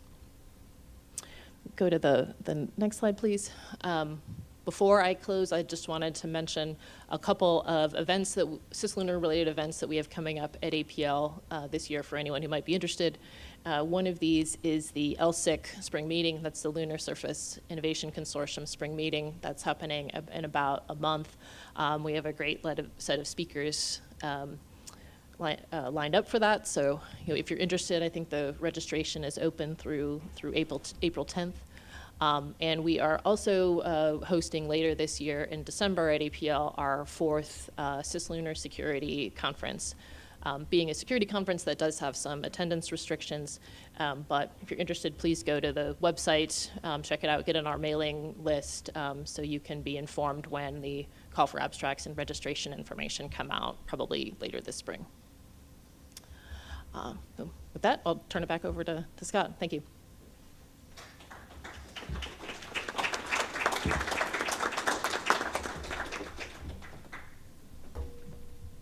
Okay, so what I first want to know is Lindsay happy with seeing an astrodynamics illustration here? Yes, I am. Thank you very much, APL. Okay, very good. But with that, per Emma's point about the intersection of national security and civil activities, NASA and the Artemis Accords are very clear that these are non-military operation, what NASA is doing. Now, there is certainly dual use overlap and dual use sets of interests. So how in your experience do you wind up sort of deconflicting those? Do you simply cooperate at a technology level, maybe exchanging people, and then missions go in separate directions? When you have that Venn diagram overlap, what does that mean? Where does it come together, and where do you separate? So, I'll say from the APL perspective, we work at the technology level. So, our scientists and engineers, will work on programs supporting a wide variety of customers. And so, I think in terms of the way that we think about it in APL, we think about the technology and the mission, and from our perspective, the science is science, engineering is engineering. If we know what the missions are and what the requirements are, we can do the work that needs to be done. And I'd be interested to hear someone from the government side perspective on that. I think it's probably more challenging for them than it is for us when we're working at just purely at the technology level. Nice setup, Lindsay. Mm-hmm. No, thanks for that. So I completely agree. The purview is very clear. Our mission at DoD is very separate from NASA's, and what we want to do is support them in space situational awareness, and with the experience we have in PNT, position, navigation, and timing, and our experience in satellite communications. But in terms of overlap in mission, that is where it ends. And so I completely agree that the technology is where we're doing the sharing. And that occurs from the top down, starting with that S&T national strategy that I mentioned earlier, but also to the bottom up. We are, at least in my little area, all still scientists. And so we collaborate on different topics in our areas of expertise from the bottom up. So mission, very separate, technology overlap for sure. Okay. Let me poke on that a little bit further. There has been discussions about DoD having more of an operational role out in cislunar space, and others arguing the focus should be farther in, toward Earth. To what extent would NASA activities be supportive of DoD while still being distinct from that, or to what extent does DoD kind of have to own that mission? Farther out. Is there a sense of that yet, or still uncertain? Badri? Definitely, you know, if you look at the theater of operation for the Department of Defense, in particular Space Force, you are looking at an entire sphere, not just the cislunar environment. So there is some small intersection in that area. And we talked about the technology. The technology for space communication navigation can be common to all. Is how do you use the application of that technology? Anything that NASA does or any other government agency, we do that. We spend taxpayers' money, and so whatever asset we have, our national asset, if they can benefit each other, we are going to really make sure that the other entity benefit from whatever capability we develop. There is a lot of cooperation on the technology side. However, I will never meddle in the Department of Defense application of that technology. That's not my mission. My mission is the civil use of space. Very good.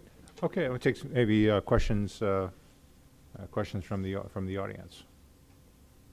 I see it. Okay. Yeah.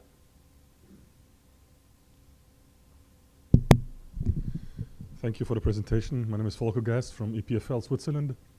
So, in terms of the use of military presence and military operations in space, Cis-Lunar on the moon, and depending on the interpretation of the Outer Space Treaty. So how do you see that going forward in the international discourse? The role of the Outer Space Treaty? Well, it's an old document, but it's the only one we have. But I'm speaking of what's going to happen practically, if you can comment on it. Okay. Nantel, you want to maybe discuss on Artemis Accords? Yeah, I mean, I did, as I mentioned earlier, I mean, I think space resource extraction is one area where I think the Artemis Accords were intended to provide some specificity in interpreting the Outer Space Treaty. Excuse me, the Outer Space Treaty appropriately by clarifying that extracting some water from the moon is not the same as laying ownership claim to it. So that kind of delineation, I think, is very important for planning purposes. I don't know. Maybe Scott, you have a broader perspective than I do on that front. But oh, good. Toss it back to the moderator. Okay. The short answer is the international law is broadly permissive. Basically, you can do anything you want unless it's explicitly banned. Among the things that are banned are things like placing weapons of mass destruction, in space, military maneuvers and tests on the moon. But the use of military astronauts is certainly fine. We will retain ownership of everything that's there on the moon. So anything subject to U.S. jurisdiction or control, or any UN member state, if they have jurisdiction or control, they're responsible for their people and that equipment. But that equipment and objects doesn't create an ownership right. So because you have a lunar base sitting here doesn't mean you own, the land underneath it. That is barred by international law. So it's the areas, I think, for maybe cutting edge discussions. We definitely need like safety zones, landing areas. So when you land and start spraying rock all over the place because before you build, paved landing sites, which will happen. How big an area does that need to be? What is the safety zone? And if you have safety zones that are greatly in excess of what is technically required, then people might start going, hey, wait a minute, that's not really right. So I think there is a need, fairly imminent, this is my personal opinion, for discussing lunar operations. We have international coordinating committees on GNSS that discuss and exchange information under the UN all the time. And I think something like that for lunar operations, what spectrum guard band will be used, size of landing sites. There's a positive obligation for rescue and return of astronauts from 1968. And so thinking about safety issues, will be something that we'll want to talk about multilaterally with everybody who might be in and around the moon, not just our Artemis partners. So there's a lot to do,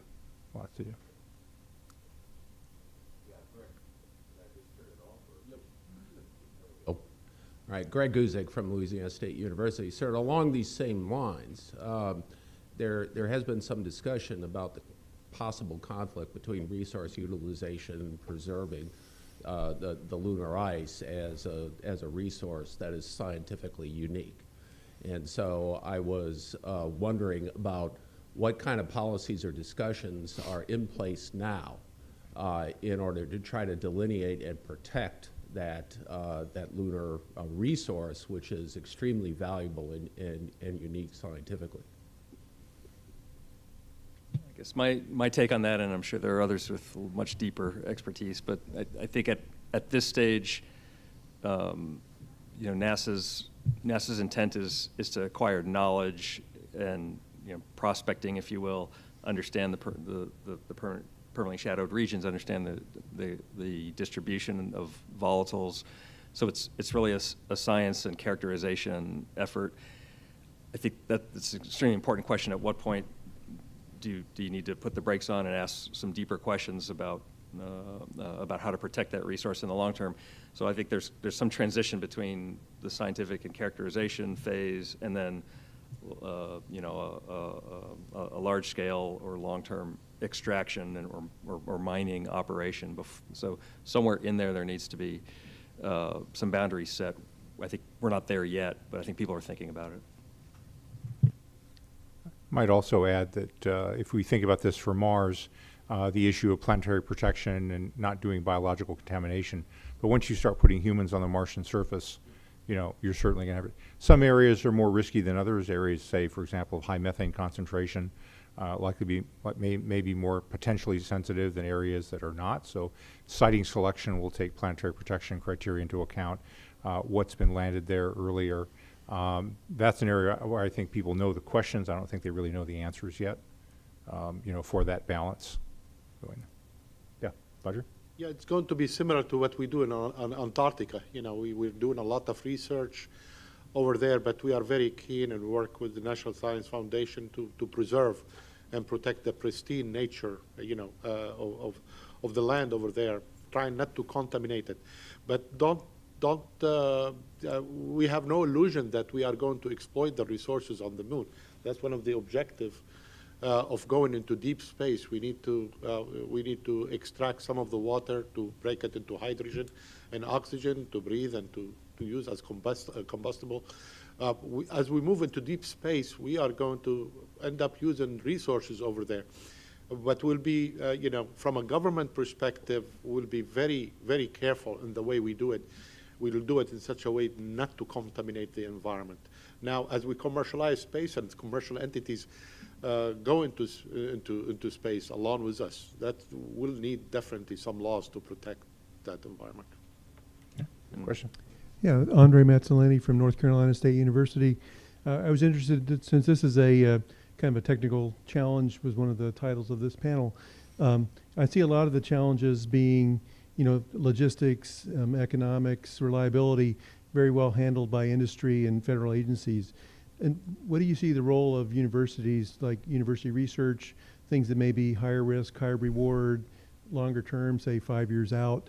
Is there anything that jump out at you in terms of the challenges of Cis-Lunar space and what's needed, what the role, how universities could help? Sure. Well, so yeah, first I'll just say certainly universities will be beneficiaries of the commercial initiatives, because I think one of the outflows of that is certainly going to be lower cost in general to access Cis-Lunar space. In terms of how universities can participate or engage, I mean, so there's no shortage of technologies that we're going to use the technologies that we can elevate to TRL-6 or higher here in the early Artemis missions, but there are ranging from closing life support systems to better materials. Right now one of the many trades on the human landing system is how to balance the desire for the exploration atmosphere, the cabin atmosphere of the astronauts, and potentially higher concentrations of oxygen, higher partial pressures, versus the materials and flammability concern, versus pre-breathe time for EVA. So there's this whole trade space, and so having a new set of materials that can that are not flammable in these specialized atmospheres. In the propulsion realm, cryogenic fluid management, being able to, we're going to be testing out some cryogenic transfer operations, certainly with the human landing system, and potentially some long-term cryo storage in the space environment, but there's a long way to go to demonstrate those capabilities. I think the first wave of architecture and systems for Artemis will demonstrate some of these technologies. There'll be sort of a second wave to then improve upon them. I think the long-term goal is sustainability here. So probably subsystem after subsystem, there will be challenges not just to demonstrate that some new capability is possible, but to do it in as efficient and operationally viable way so that we do really have a cost-effective and sustainable program. So, Patrick? Yeah, Sorry. definitely the universities they have a great role to play. That's the fountain of ideas and resources. Every year I take in about 100 students from across the land. I have a summer internship program. I take them from early, like freshman year all the way to postgraduate school to work on the kind of technology and capabilities. I put them behind the bench and, trying to set them, forward into the future to go back to their universities and start and promulgate these ideas of research and things that are, suitable for what NASA needs in the future. Even now, when I talk about quantum technology, I'm not doing it alone. I'm doing it in partnership with so many universities, from the University of Illinois to the University of Arizona to Caltech to MIT. The university is where, the cadres for the future, the skill is going to be, the skill supply, is going to come from these universities. And it comes at a very low cost to us. So anytime we can invest in universities, the return on investment for us is tremendous, and that relationship going to continue. Yeah, I want to reinforce real quick something Bob Cabana said, which is reminding everybody that Artemis is about Moon and Mars, and so there are a lot of so-called Mars forward technologies that now is an excellent time to be elevating the technology. Things like entry descent landing is one of the top challenges for Mars, and so in addition to the lunar domain, there's a whole range of Mars technologies. Yeah, and I'll just add, I think, Nantel and Badri went through a kind of list of technologies. There's a huge number of kind of basic technologies that need further research. Remote sensing technologies is another one I could throw out there. And I'll say it, similar to NASA at APL, we're a division of Johns Hopkins University. We're very invested in working with universities and bring on a large number of interns, partner with a number of different universities. And we try to pull in, again, all of the great ideas that are out there. And just the movie that I showed of the Cis-Lunar SDA architecture using the novel orbits, our engineer who kind of found that family of orbits, the algorithm that he used for that was primarily done under his PhD, and he then joined APL right after his PhD, and went away doing that, and we have novel SSA architectures out of that. I think he came out of the same group that you did, Lindsay, at Purdue. Yep. So yeah, they produce great astronomicists at Purdue. Okay, so somebody's going to start wearing a Purdue Boilermaker T-shirt, up here soon. Unless they play basketball. I just wanted to respond real quickly to that as well. So, just to be specific, the Air Force Office of Scientific Research recently held a conference called Crystal Ball. They were trying to look at how basic research, predicting how basic research could result eventually in game-changing technology, which is a really challenging thing to do. And there's the information they found is out there and available for you to look at, but very specifically the interaction between electric propulsion and 3 and 4 body orbits. So not only how we can be more efficient in that regime with EP, but also looking at how we can do some prediction of where satellites are going to be using electric propulsion in that non-Keplerian regime. I'd go back to some basic machine learning that we can implement, neuromorphic chips in rad-hard by design, and again, the myriad technologies. It's so hard to predict what's going to change the world in the future. Thanks. Okay. I'm Henry Fadamiro from Texas A&M University. I just want to add to the follow-up on the last question regarding space research opportunities for universities. At Texas A&M Universities, we have a space exploration initiative. And as we try to build teams, interdisciplinary teams around this topic, obviously we have engineers and physicists who are very interested and they are participating. We have folks from health and agriculture who are participating. But the question is always with social sciences and humanities. They really want to participate, but it's hard for them to really understand, you know, a role for those non-STEM fields. So can you help us articulate long-term vision, in terms of role for non-STEM fields like social sciences, humanities? Obviously, if our goal is to go to the, utilize space long-term, there must be a role for those fields. And what is NASA's long-term vision in bringing those non-STEM fields into part, as part of the team? This is a great question. That's why NASA has moved away from talking about STEM and we talk about STEAM now, where the A stands for arts. Not everyone at NASA is a technologist or a technical or an engineer. We have plenty of other disciplines. Everything completes everything else. We cannot go into the future just relying on just plain engineers. We need the lawyers. We need the accountant. We need the support staff. I cannot do my job without them. Even in my SIP program, I said I take university students and I train them on spectrum, on other things, all kind of discipline. But I have people who are doing graphics. They come and we work with them in this area. Again, I can send you some material if you want to leave me your card on what we are doing with the other with the art portion with the A portion of this team. We do a lot of things. Let me I'll pile on a bit. So it's almost like an advertisement for my program. Because at GW, what we do is we have we're a space policy institute. We're in an international affairs school. So maybe half our students coming to us have a STEM backgrounds, half do not. And so part of what we do is kind of a leveling up exercise. And the key part of that leveling up is really learning to speak another language. That a lot of what policy is being multilingual. The technical people talking to economics people, or talking to political people, or talking to legal people.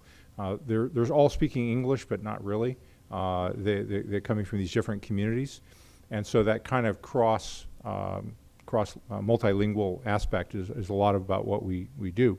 At a micro level, we have a guy over in the engineering school, Michael Kaidar, who's a specialist in electric propulsion.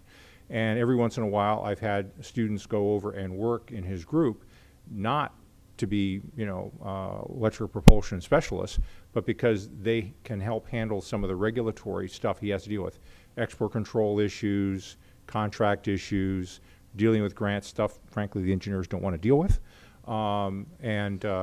but yet have to be done, for a space mission. So I think it's worthwhile trying to find areas, yes, for an engineering science-driven program. I think there are opportunities for non-STEM people to certainly add value in a way that the technical people will appreciate, whether it's on the business side, whether it's on the legal side, regulatory side. There's a number of different niches that I think that they've found value, both in government and in industry. Certainly our grads have found on that. As we enter into greater and greater reliance on commercial models of space development and operations, I mean, I can tell you I spend more time with my fellow NASA attorneys than engineers these days, and it's really important working through regulatory issues. I spent 3 years on assignment in Japan for NASA, being able to communicate with other, in other languages, other cultures. We need partnerships internationally, so all of these skills complement STEM or STEAM. Dan?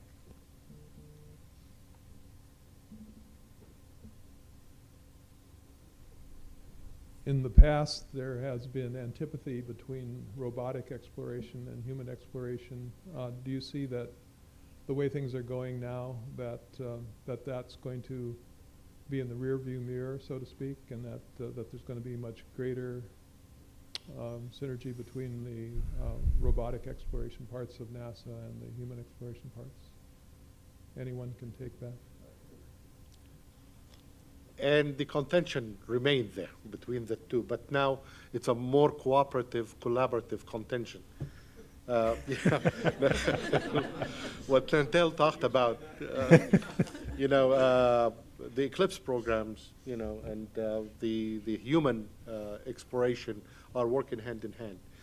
From a service provider, I have to cater to both. And who gets the priority over my system over the other? For that reason, when we talked about building these additional antennas, because for some of the humans element of Artemis were designed to work on the deep space network, and the deep space network is supposed to support all of these robotic missions.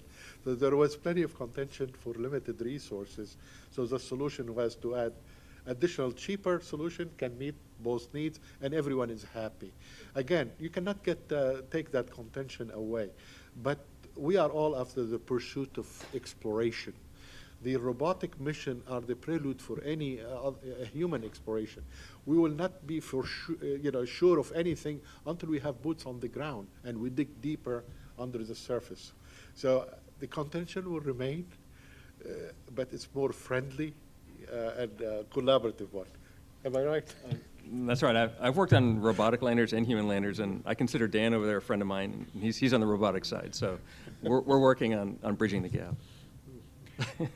I think one of the things that, inject another opinion, I think one of the things that helped that Thomas Serbuchen, the previous SMD, had, who I think did a terrific job.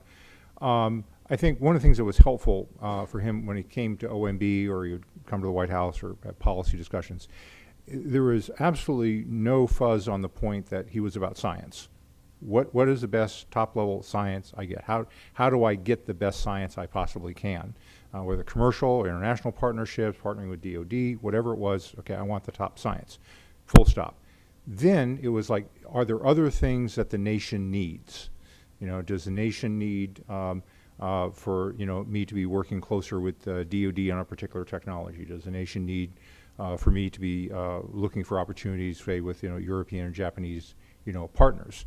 So the science clearly comes first, but in that context, and I think people respected that kind of mission priority. They go, okay, we understand where you're coming from, okay, and then we have something we cooperatively need to do. So it wasn't a debate about, oh, this science stuff, come on, you're just goofing around, that's not really that important. There was kind of a mutual respect, I think, that was established, and that has been established between the human and robotic side. So I find a lot of that discussion pretty passé now. Doesn't mean people aren't going to fight over resources and sizes of programs. All that is still there, but the idea that these all have a part of the NASA mission, I think that's clearly established. Yeah, I think there's been an evolution over time. I've worked space shuttle and space station programs, and there were always grumblings about science being an afterthought, and there was a point to that. These days we build mass allocations, for example, specifically for science and utilization. We have an exploration scientist who's specifically engaging from the exploration directorate to the science directorate and working closely in concert. Science is one of the three fundamental Artemis objectives or top-level items. It's like inspiration science and something else. So it's got a much higher visibility than it did maybe in previous decades. Take for example, the International Space Station, the symbol of a human exploration, where you have astronauts constantly, flying over there, being trained over there. But it's also a platform to support a large scientific activities. And so the two are merging. That contention is nice to have, but the collaboration is extremely strong. I can tell you the human program in Artemis is highly reliant on a lot of the imagery from LRO, for example, for our maps, terrain relative navigation, the rest of it. Yeah, that's a question. Ian Wright, University of Canterbury from New Zealand. I'm from a country which went from no aerospace program to a completely private with Rocket Lab now, I think, numbering 34 launches. Just to pick up on Nantel's question, Mike, is regulation behind what our aspiration, in the sense of much of our technology development now is commercially driven? And I just wonder whether our regulation is now not fit for purpose, or is there an emerging gap? I think, in my experience, I think the regulations are essentially fine. Like, for example, the federal acquisition regulation, I think there was a common, assumption / excuse that the government really has its hands tied because we have these onerous federal acquisition regulations. We can't really do creative things. But I've discovered differently. I mean, for the last, dozen years or so, I guess I've been working with those attorneys late nights sometimes to try to understand what the flexibilities are that really exist in the FAR, what kinds of contracts or Space Act agreements, OTA, these other ways to enter agreements with private entities. What can you do with those? It turns out you can do a lot. It takes some creativity. So there's a lot of work needed to design programs and agreements and procurements up front, and you can create public-private partnerships. That's such a hackneyed term that means many different things. So, but I tell you, whatever arrangement you set up, you have to think about things like intellectual property and data rights. How's that going to be shared? How are the technical risks? How are the costs? You can create incentive mechanisms if you have the forethought into any procurement, any agreement. So that's half the challenge. And the other half is once you start your contract or agreement, you still have to execute. There's no getting away from the hard engineering and management challenges. But I found that, no, I don't think the FAR really constrains us. There are creative ways to get things done. Lindsay, did you want to talk about maybe STA or? Yeah, so I agree. I would say that I would love to ask that question back to you and understand what challenges that you may have faced. We are working to set up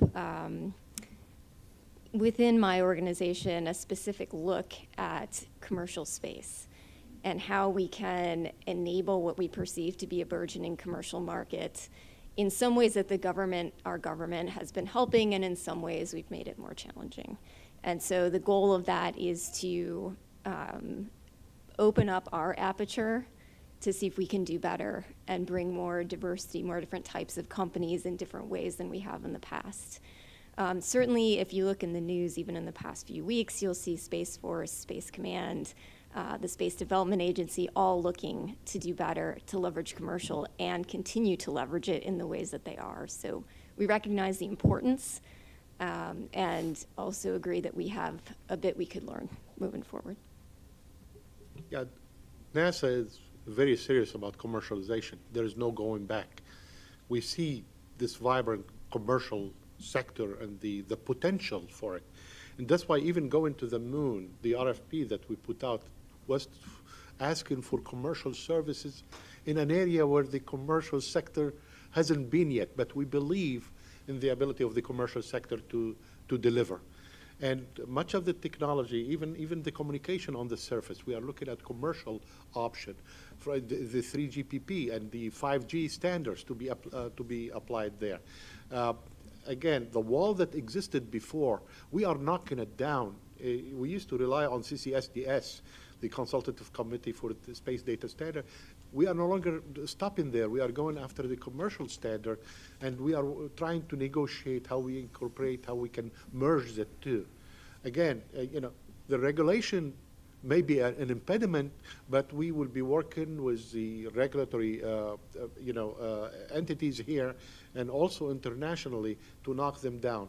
Interoperability is becoming, you know, something that we have been advocating. Emma talked about the LunaNet. This is a concept we came up with because we'd like to leverage, to optimize the efficient use of all capabilities in and around the moon, regardless where they come from. We came up with the concept, and we have the 4th generation LunaNet that has been published recently. I know Vint Cerf is going to be here later, but you know, he came up with the concept of DTN. It's a concept that we are adopting, and also it's being commercialized at the same time, being adopted by other government agencies. So the walls are coming down. The regulatory framework is going to take some time, but we are working with the policy maker to even, we may go with legislation to the Hill, requesting some reform to take place. And if the regulatory framework does not, the framework does not lend itself for that commercialization to take place. But there is no going back. There is no going back. There is no going back. Let me add an example, a more concrete example. So many of you know the Space Defense Agency, and they have this very rapid mega constellation deployment sequence that they're going on, Tranche 1, Tranche 0, Tranche 1, and so forth. And Derek Tournay, the head of SDA, is very clear that he obeys the FAR. The FAR is the law, and he obeys the Federal Acquisition Regulations. What he doesn't always do is obey the DoD directions about how to implement the FAR. So he is able to do a lot of things by being creative while still complying with the actual law, but not necessarily doing things in the traditional DoD regulatory structure. And one of the things that has been particularly innovative, and it works for him, it's not going to work for every program, but having fairly rapid opportunities to come up. So he says, I want this capability. What's the best you got? It's not 100%, may even be only 50% of what he needs, but it's what you got right now. So that's what he buys. And then in 18 months, there's another opportunity coming along. What's the best you got? Okay, I'll buy that. So from an investment standpoint, you have a picture of what the requirements are, what they're shooting for. If you don't make it all at once, you don't stop the whole program and wait till you mature everything to meet every requirement. The train leaves the station with the best you got, knowing there'll be another train, coming along in the future, and okay, I'm going to go compete for that. So he sets up a form of continuing competition, fairly clear requirements, doesn't insist that you meet all those requirements, but he does insist that you be the best at that point in time. And that gets you to a more rapid cycling and incorporation of technology than maybe a traditional defense acquisition program would do. And again, there's some programs that won't apply to, but for something where you have a high rate of production in a large constellation, then that can make some sense. So, and that's doable. So he has no exception from the FAR. He does all that. It's just a matter of having a really good contracts officer, a really good lawyer, and having a good leader. All not necessarily STEM capabilities, but ones which are necessary. Sorry, another question. Yeah, back. And we'll do one more. Thank you, Aaron Boldy from the University of British Columbia. I wanted to follow up Lindsay's comment of opening up the aperture, and I'm going to ask an astronomy question. And so with the rapid development of space, including cislunar space, and the kind of amazing things that you're talking about from the technological point of view, I also have to ask, where is astronomy coming into that discussion? Because astronomy is the foundation of any space program. And the missions that you're talking about cannot exist without astronomy. And with the beautiful lunar network that you're talking about, that can preclude radio astronomy on the moon if protections are not put in place. And so I'd just like to hear some comments on that, please. Definitely, we respect the nature of all the existing constraint for our operation in and around the moon, and the far side of the moon being determined as, you know, radio silence zone. That's we are going to respect. We are going to infuse the kind of technology that where we don't transmit radio frequencies, but we'll use optical communication. The capabilities are going to evolve, but we are, you know, we care a lot about radio astronomy, and many of our assets are being used for that purpose, you know, to support radio astronomy. The same way we care about any passive, you know, any usage of passive spectrum, where you are looking at the, you know, deep into the noise floor to extract information, and you cannot afford any additional noise into your, you know, into your spectrum. Now, radio astronomy is an essential element. You know, that's why we are flying all kind of telescope to look deep into space, to look at the origin of the universe, and to also try to identify the presence of habitable planets far away from Earth. It's an integral part of our psychology, and wherever we can use the technology to support both radio astronomy, and for that matter, I have one antenna, a 70-meter antenna, that's really with the demise of the antenna in Puerto Rico. You know, we are now making it more available to support radio astronomy. In my agreement with many countries where I have a ground station, I allow for a certain time for my antennas to support radio astronomy. I have a program called GAVERT that's connected to a number of universities where students studying radio astronomy can have access to the antenna to observe the heavens, and many of them have made some discoveries. So the radio astronomy is an integral part of our psychology. We'll protect, and we are working very hard to keep on protecting the precious spectrum, you know, that's available for these kind of observation. Remember, I'm also responsible for spectrum, so. You know, I believe protecting the radio quiet zone on the far side of the moon was specifically called out in the National Cis-Lunar S&T strategy as well, right? Yep. Yeah. Mm-hmm. Okay, let's have time for maybe one more. Or did you want to follow up, or? If I could just quick follow up on optical astronomy then as well, because a lot of the infrastructure that's being placed is also creating a lot of glints already, and that's only going to grow in addition to the streaks, and that will interfere with things as fundamental as planetary defense. And so as we are expanding our use of space and talking about all these amazing ways forward, kind of how are we going to do that in a sustainable way where we're developing it without precluding then foundational things such as optical astronomy? Mm-hmm. Again, it's something that can be coordinated. You don't feel these things in close to radio astronomy sites. And what we are talking about is highly directive telescopes, putting, you know, very thin pixel, the probability for that to interfere with the, you know, the optical radio, you know, the optical space observation is pretty minor. But if you have real concerns, I will give you my card to let me know so we can, if it's a problem that we need to worry about, I have no problem addressing it. It's actually a large problem, and it's with the optical. We could talk about that later, please. But again, yeah, I care about both. You know, optical observation is as good as radio observation. We'd like to protect the spectrum, whether it's in the visible range or the you know, microwave range. Yeah, I suspect it's things that that government doesn't have full control over, which is the mega constellations. Yep. And our friends at the FCC. Yep. Yes. One thing, Scott, is that the optical range is not covered by the ITU because they go all the way to this 280 gigahertz. Yeah, I'm not worried about the laser and optical comm, but the issue of the phrase "dark and quiet skies" is certainly an international you know, concern that's come up, and it's a concern in and of itself, but it's also something that triggers concern over the regulation of mega constellations sort of generally, and there are increasing numbers of regulator-to-regulator discussions about what to do about that. NASA, I think, is part of the solution. It's not part of the problem.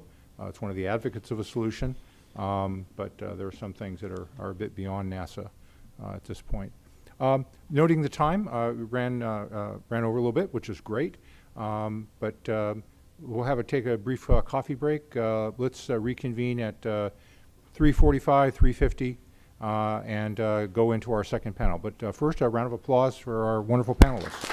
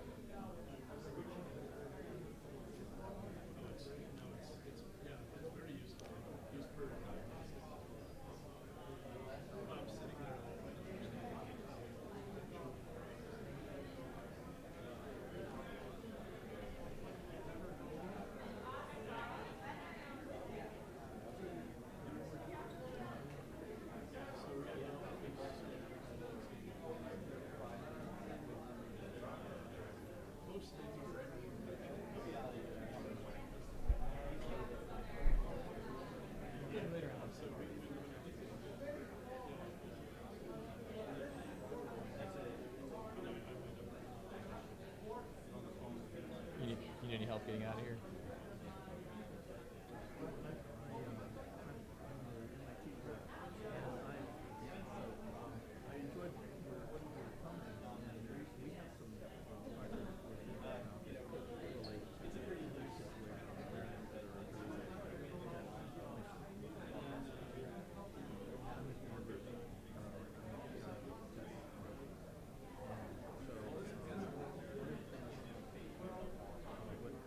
I don't have a car.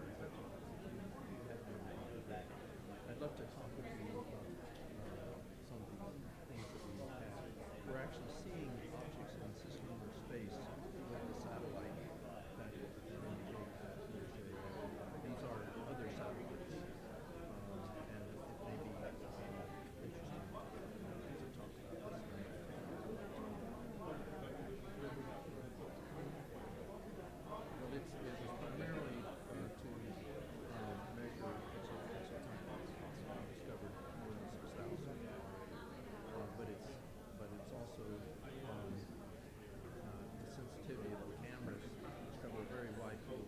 They cover about 6%, something like 2,500 square degrees at a time in the sky, and we go down to 21st magnitude, so we see lots of objects. And we can see the MMS satellites are like 10th magnitude, so we can see things that are 100 to 10,000 times, 100 to 1,000 times.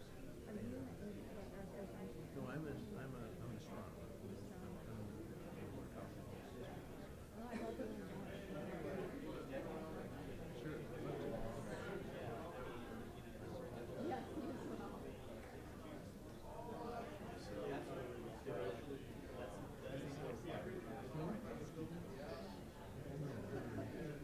Other requirements for that point, but it. This whole question.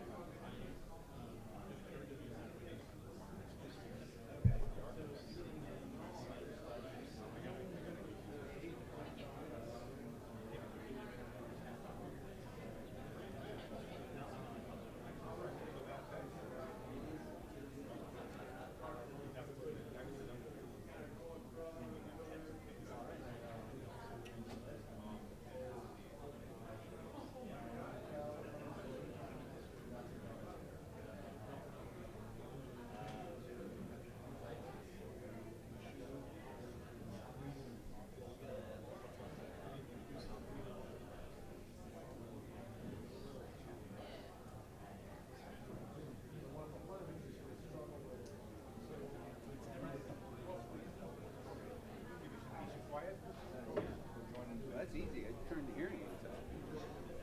You have superior technology. Yes.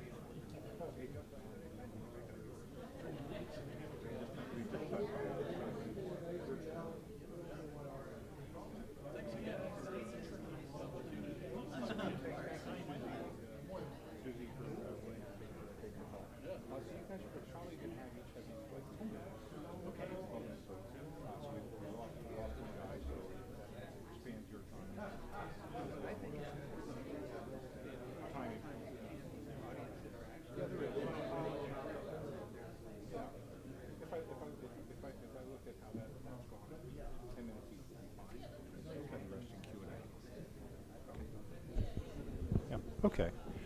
All right. Okay, welcome back, everyone. It's approaching 4 o'clock, and the coffee break seemed to be successful as usual. So we're starting our next panel here, talking about commercial innovations and opportunities in cislunar space.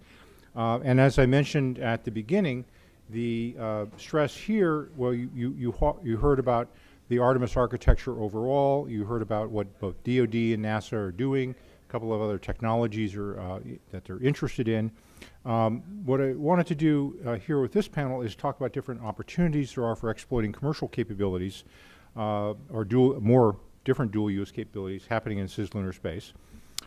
We have Vint Cerf, he's the VP and Chief Internet Evangelist for Google. Any of you who use TCP/IP don't need any introduction for his background. Next to him is Justin Casper, who's the Head of Advanced Technologies for BWX Technologies, which is in small modular reactors and the nuclear area. And I guess for the university folks, I think the number is what, only 29 graduate schools in nuclear engineering, I think, left. We're a little low, but there hopefully will be some new opportunities there. Unfortunately, my friend Curtis Hernandez, space policy guy at Amazon Web Services, got dragged by his boss at the other last minute. No, it wasn't Jeff Bezos' fault, but below that, it was he got pulled out to his regret. And my regret, because Amazon Web Services is doing a lot of things in space, both on the civil and in the security side of things, and basically as a backbone. But there are other services, Microsoft and Google and so forth. I'll ask, and Vint, I think, will hopefully address some of those technologies as well. And then finally, I'm proud to say an SPI, Space Policy Institute alumni, graduate Dan Hendrickson, the VP for Business Development at Astrobotic, and one of the Pittsburgh, Pennsylvania, and is going to be going to the moon in May, I believe. And he will not be going to the moon, but maybe spiritually he'll be going to the moon. Would go. So they've got a launch. They've got a launch coming up of their first commercial lander is going to be heading out there. So those areas of commercial space transportation, commercial communication services, commercial nuclear power services. I mean, they're really the things you need: communicate, power, transportation, fundamental infrastructure for space. So we're going to do the usual routine, about 10 minutes or so, 5-10 minutes of prepared comment about what they're interested in, and then we'll switch over to Q&A for you all. So thank you very much. Vint, you're up. Am I audible? And the answer is yes. Am I understandable? And the answer is, well, we'll see. I thought that the signs that should have said, welcome to Cis-Lunar space, otherwise known as Washington, D.C. I'm sure I've been here for 47 years now, so I feel I'm qualified to make that judgment. First of all, let me thank you all for allowing the time, Scott, especially for bringing me onto this panel. I would like to try to draw a parallel between the story of the Internet and the story of what we're calling the solar system Internet to illustrate for you some of the issues that are arising largely in the policy space. There are plenty of issues in the technical space. Many of us feel like we have a handle on that. But the policy space is turning out to be much more complex, especially when you start talking about places that don't have any judicial or jurisdictional frameworks, except for what you heard earlier, for example, Artemis and some of the Outer Space Treaty and so on. But they don't treat at the level of detail some of the things I believe are likely to arise. And USRA, with its diverse collection of participants, has an opportunity to help people think their way through this sooner rather than later. And my primary message to you is that the policy and jurisdictional and governance issues arising out of the commercialization of space will hit us in less than 2 years. It will be already upon us, even though I don't think we're fully prepared for that. But I want to go back in time for just a second and try to show you how this parallel evolution induces some thinking about these cislunar cases. You'll remember perhaps that the original internet work was funded by the Defense Advanced Research Projects Agency, and it had nothing to do with post-nuclear attack or anything. They were trying to save money. They wanted to build a network so that the universities that they were funding to do artificial intelligence and computer science research could share their resources rather than buying a new supercomputer every year for each one of them. So it was to share resources, and that was a hard enough technical problem. But then when it worked so well, we decided that maybe we should use this technology for command and controls. And then we went off to say, okay, what if we have multiple networks? What if some of them are satellite-based and radio-based and mobile? What about Ethernet, which just popped up? And oh, by the way, Bob Metcalf just got the Turing Award, for some of you who don't know. That's a big deal for his work on Ethernet. So Bob Kahn and I are working our way through this thing. And we finally get all this stuff to work. We launch it in 1983, and the next thing you know, NSF says, geez, we got a lot of research people in universities around the US. They need access to the supercomputers we're funding.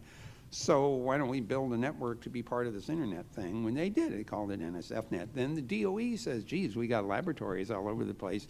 They use supercomputers. Why don't we build a piece?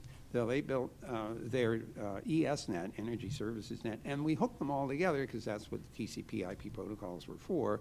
NASA and DOE and NSF and ARPA are running the basic backbones, but it's all governmental stuff. So there's an appropriate use policy that says no commercial traffic will go on the government-sponsored backbones until 1989, when 3 commercial internet services pop up.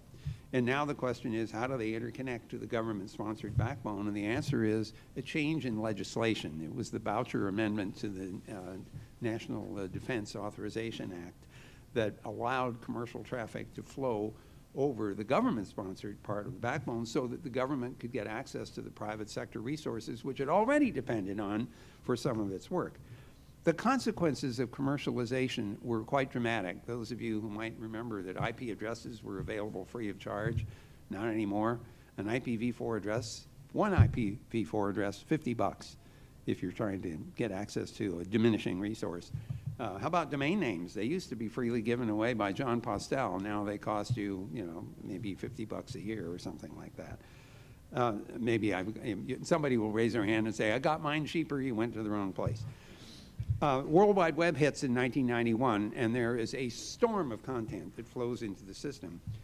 And of course, lots of things have happened in the 30 years in between, and now we're faced with all kinds of problems like bad uses of the internet and political abuse and technical abuse, all that malware and all this other stuff, ransomware. Well, I don't think we're going to be faced with ransomware and Martian porn or something in the early days of the interplanetary internet, but who knows, it might come later. But the thing I want to emphasize is that if we're seriously going to build a backbone network for communication in deep space, including cislunar space, then we have to think about this in the context of commercial and government involvement. Because that will come right away. It's happening already. NASA is inviting the commercial sector to participate, and I count that as a very good thing. I think we've already benefited from, for example, the SpaceX efforts to make launch costs much less than they used to be, and more frequent as well. So we started work on the interplanetary backbone network design in 1998 at JPL, just after the Pathfinder successful landing in 1997. We were working within the JPL team, and that extended eventually to all of the labs at NASA. It also involved the Consultative Committee on Space Data Systems, which I'm sure most of you are familiar with. And its work on standardization passes through the International Standards Organization. So we have been working with them to standardize these new protocols. We've also been working with the Internet Engineering Task Force, which is also a place where Internet standards are done. And those two have been done in parallel, so they are fully synchronized. We're at the point now where we are testing a number of implementations of what is called the bundle protocol. And for the record, we thought that we could use TCP/IP to do this. After all, it worked on Earth, so surely it would work on Mars. The problem was when we did the math, we discovered that the speed of light was too slow, thanks to Dr. Einstein. You know, you all know the math. Between Earth and Mars, it takes 20 minutes for a signal to go one way when we're farthest apart, 40-minute round-trip time. I guarantee you, TCP flow control doesn't work very well. And when you do a DNS lookup on Mars to get something on Earth, it takes 40 minutes to get an answer back, and by the time you do, it's the wrong IP address because whatever it was just moved. So we said, okay, we have a new parametric space of delay and disruption, which we need to tolerate, so we call this delay and disruption tolerant nets, and you heard of that earlier from Badri. So at this point, a lot of the standards have been solidified. We're now testing fairly broadly, not only within the space agencies, but there's another group of the Internet Society called the Interplanetary Chapter. That's been around since 1998. There are about 40 people who have been implementing different variations of the bundle protocol on different platforms using different software. And they are now interconnected, and they are testing at speed for resilience and reliability. So we're at the point now where we have some confidence that we can make this work, not only in the LunaNet context, but also in other more distant kinds of implementations, Mars being the obvious next step.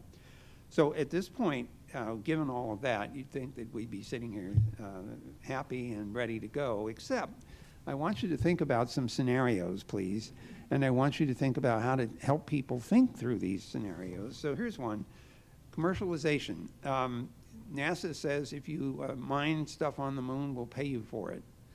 And the question is, does that mean I can own a mine on the moon? And if it does mean that, where do I register the ownership? What if there's a claim dispute? What if somebody just comes along and interferes with my operation? How are we going to manage that? In what jurisdiction and by what means? I don't know the answer to that.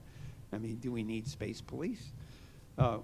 What about things that involve the standards that should be adopted, not just for communication, which is what my group is focused on, but also all the other functionality that will be there? What about power generation? What if you have multiple parties, government and private sector, all trying to collaborate on a common power system?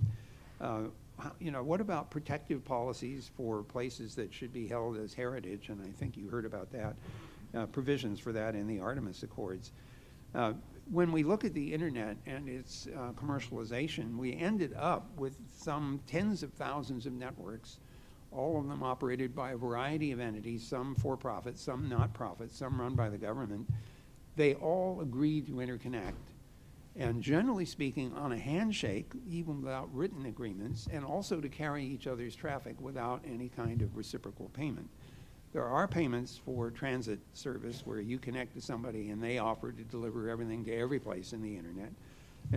But there are peering arrangements that don't require a settlement payment between them. So my concern is that we should be thinking through the various scenarios that will arise, partly because of commercialization, partly because nobody is theoretically supposed to own any parts of the other planets and moons and asteroids. And yet, when you start introducing commercial interests, it's very hard to escape the idea of ownership and the protection thereof. So we need to think our way through these things, and it's urgent to do so, because I think we want to make sure we know what we're going to do before we actually get there and have the problem. My last point on this is like negotiating an agreement with another company. My attorneys always say, you should have a clause in the agreement that says how you're going to deal with it when you don't love each other anymore. And you should do this before you get to that point so that you at least have a plan for dealing with the problem when it arises, if it arises. So I'll stop there. Gentlemen, I'm eager to hear what you have to say. Thank you. Really excited to be here. A lot of familiar faces in the audience. Before I came into BWX Technologies, I was a professor at the University of Michigan. I've been a space scientist my whole career, so spent a lot of time in your roles. And I'm here today to send a specific message to you, which is we're about to witness a real transformative leap in our use of nuclear technology in space. That's so exciting. Yeah, both for power and for propulsion. And this is a tremendous opportunity, and there's a need for universities to engage in this. And what I want to do is tell you why we need nuclear power, why that's happening now. There's an alignment of technology and policy and national need. There's a schedule. This is happening now. This will be, we'll have major milestones occurring in the next few years. And there's a need for universities to engage. We need people.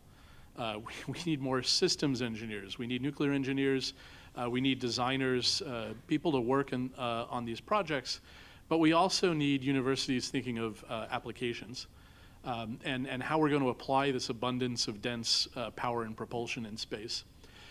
Let me take a step back and tell you a little bit about myself. And I want to give you an example of something I experienced that I think a lot of you did that I feel is similar and analogous to what nuclear is about to go through in space, which is small sats.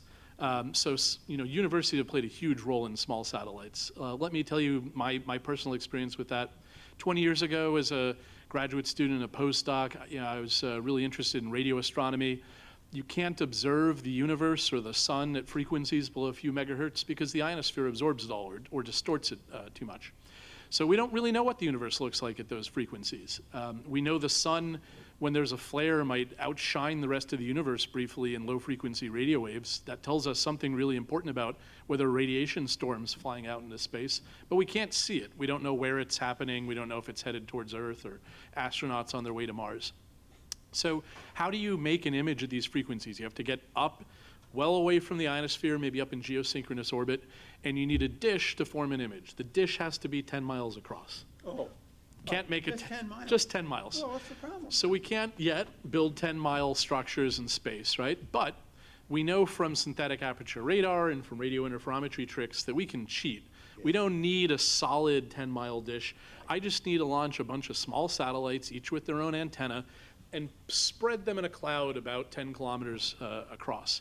And then we can form our images. So 20 years ago, go to NASA, we say, hey, we want to propose a 10 spacecraft mission. Okay, that'll be like $3 billion. No, there's an economy of scale, nth of a kind, the costs will go down, we're going to miniaturize things.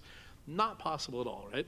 And what's happened over the last 20 years? The small satellite revolution, right? And universities played a huge role in that. Universities were willing to take real risks on the first NSF-sponsored CubeSats, showing that it was possible and willing to take those risks because it was a great training opportunity, even if it didn't make it off the launch pad, right? But then showing that this is actually a great technology. Universities developed new operating modes for these technologies. They developed new spacecraft designs, new architectures for how you go about doing basic science, detecting hurricanes from space, doing imaging of Earth, doing even astronomy and astrophysics from small satellites. And today, because of the contribution of universities, we now have the pleasure of using small sats as a commodity and a platform for us to do more science. And that happened to me. I'm the principal investigator for an Explorer mission called Sunrise. And we didn't need $3 billion to build our 10-mile wide radio telescope. We needed $70 million. And so University of Michigan is building the science operations pipeline. Space Dynamics Lab at Utah State built the spacecraft, and JPL is our managing organization. And so we're able to do incredible science with these small satellites. I would claim that nuclear is in that first few years of that amazing 20-year journey that we've just experienced. Right? So what's been unfolding in the last few years? Let me first talk about the national need. We got some sense about the propulsion and power problems faced by operations in cislunar space earlier today. If I have astronauts that want to survive the lunar night or operate in a permanently shadowed region, they need tens of kilowatts of heat for their habitat. If you find ice and you want to melt the ice and produce a kilogram of hydrogen, you need 40 kilowatt hours to make a kilowatt of hydrogen. So if I want to be making 1 kilogram an hour of hydrogen, I need a 40 kilowatt power supply. Am I going to land ISS-sized solar panels on the moon? Probably not. Now, Blue Origin recently announced they're developing a technology to fabricate solar panels using lunar regolith. Oh, that's interesting. Yeah, right? All they need is a foundry that's running at very high temperatures. Oh. So how do you do that first, right?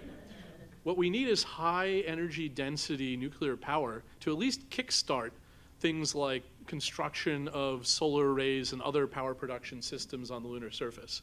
So NASA currently has 3 groups, and BWXT and Lockheed Martin are one of those groups, designing preliminary design of a fission surface power system. So this would be a system that would fit on a simple lunar lander. You turn it on, it generates 40 kilowatts of power continuously for 10 years. Right? Very reliable, very small, compact system, and a lot of power.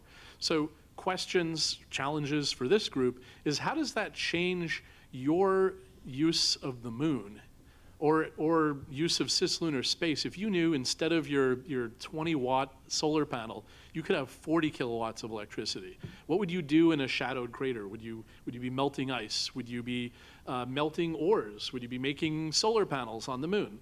We need universities to be thinking not just about the technology of those fission power systems, and we need help with that, but we need university leaders thinking about what new architectures are enabled for US government, for international governments, and for commercial users on the moon and in cislunar space if they have access to that level of power.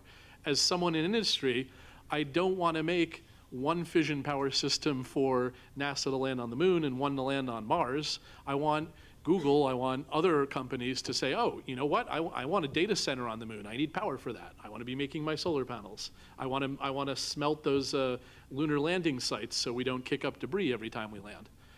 So that's opportunity 1. Opportunity 2 is in the propulsion regime. So as Bob Cabana mentioned earlier today, when you think about solar flares and increasing solar activity and safely getting astronauts to Mars, with a chemical rocket, it just takes too long. So nuclear technology potentially halves or even thirds the time it takes to get to Mars. With a nuclear thermal propulsion system, you might even be able to get halfway to Mars. Astronauts realize they have a problem. They can turn that system back on and just come back without having to swing by Mars. So you can significantly reduce the dose astronauts receive. You can significantly reduce the time they spend in transit.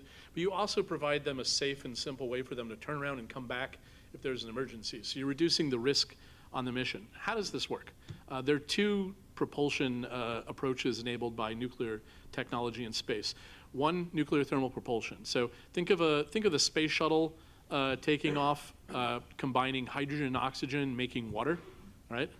Well, what a nuclear thermal propulsion system can do is skip the chemistry. So don't bother with all that oxygen, which is like the bulk of the weight of a oxygen, hydrogen chemical propulsion system.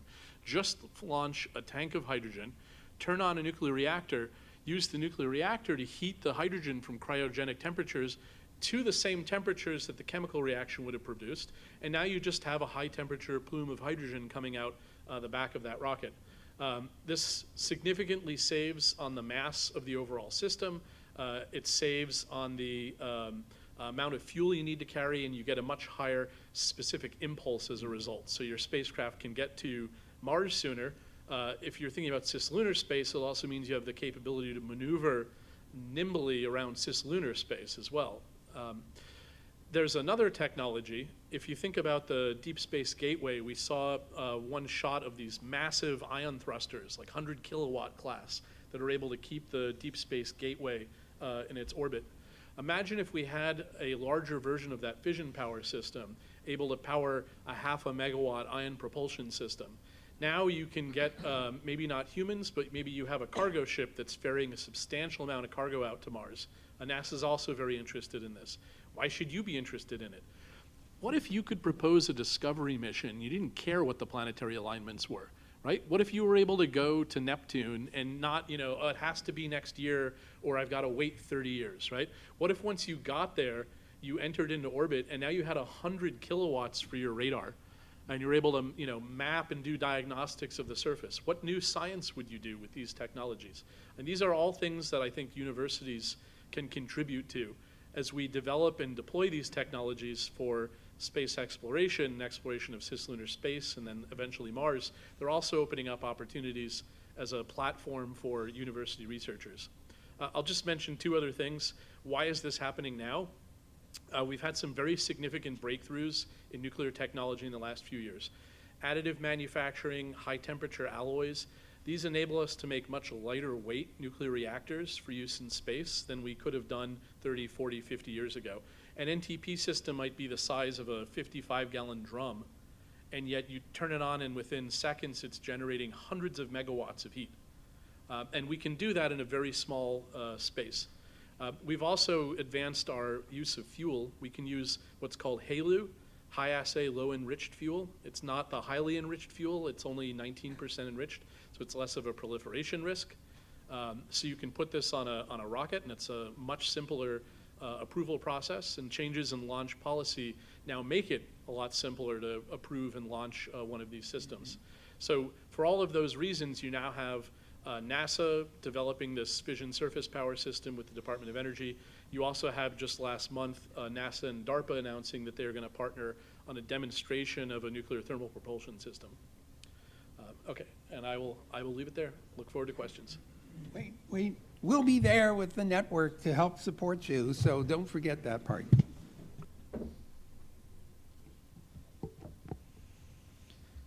Well, good afternoon, everyone. Thanks very much to USRA and Space Policy Institute for inviting me to be here today. My name is Dan Hendrickson. I'm with Astrobotic. We're a Pittsburgh-based space robotics company.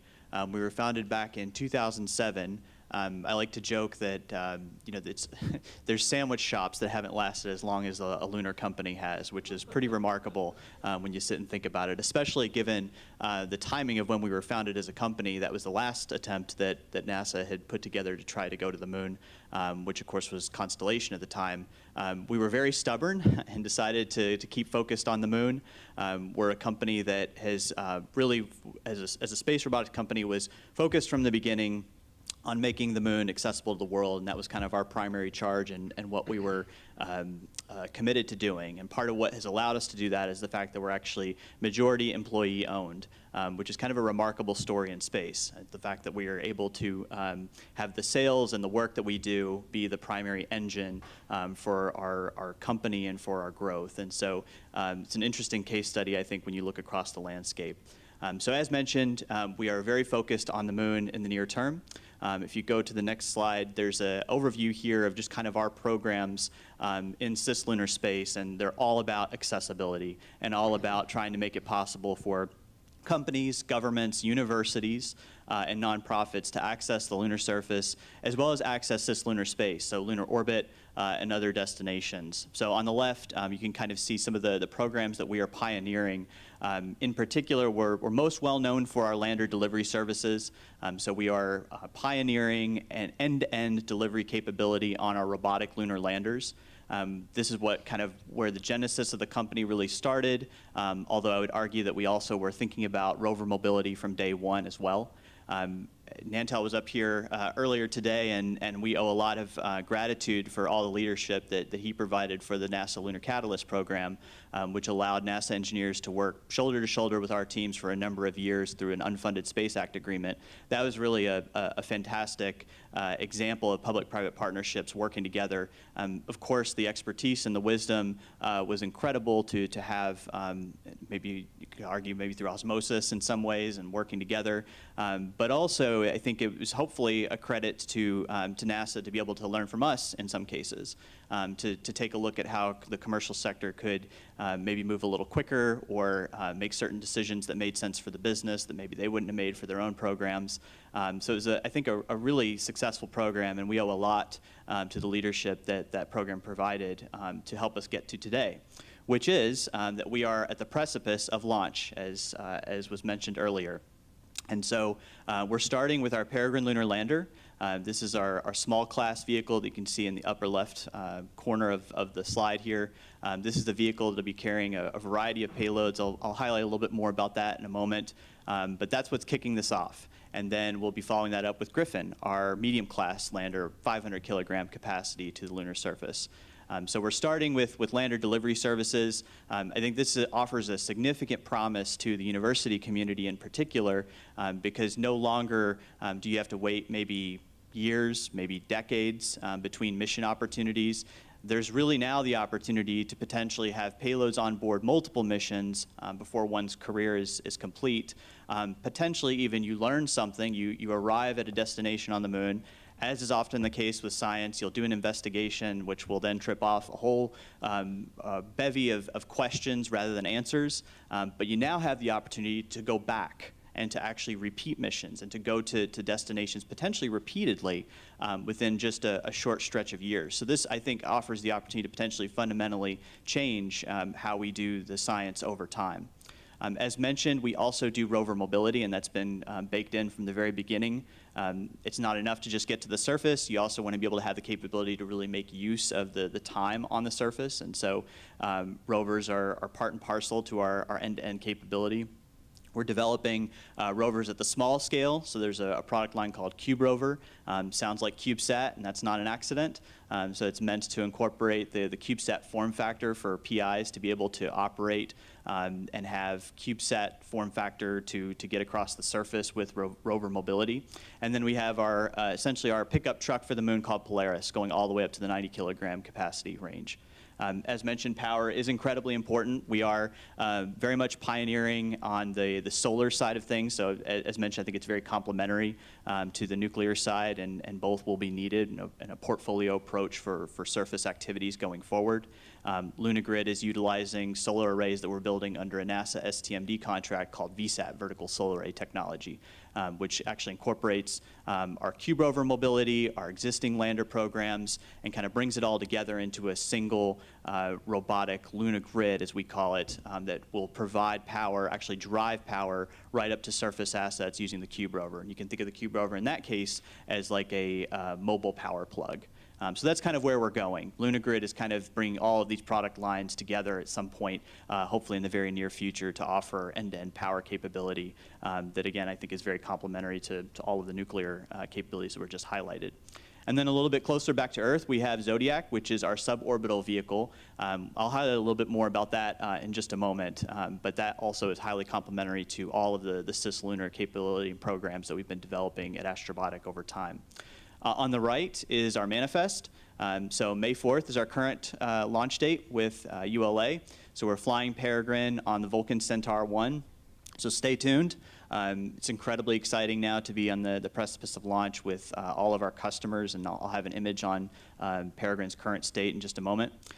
We also have 2 rover missions that are on the books and manifested. Moon Ranger is an autonomous rover that's meant to test out that autonomy on the surface for the first time. Griffin is going to be, just mention on the rover side also, there's Night Rider at the bottom.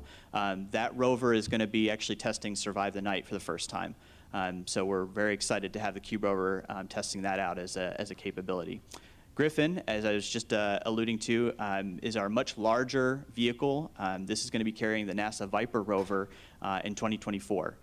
This should be a very historic mission, both for the agency and the commercial sector. This vehicle will be going to the South Pole of the Moon at Nobile Crater and capturing the first ground truth measurements of lunar water ice for the first time. It'll actually drive into the permanently shadowed regions. Just an incredibly exciting mission. I think once we're at the precipice of launch for that program, the whole world will suddenly realize, wow, we're really doing that. This is going to be a potential game changer with the test result or the scientific results from that mission could potentially start us down the path of a new economic paradigm long-term on the moon. And that's an incredibly exciting opportunity to be delivering on behalf of NASA for that. If you go to the next slide, I have an image here of our Peregrine lunar lander. So as mentioned, we got started back in 2007. This is the vehicle, and we are finally here. It's been a long journey, but an exciting one. We've got 16 customers on board this first mission. You can kind of think of it like a DHL-like service to the moon. I don't use that analogy on accident.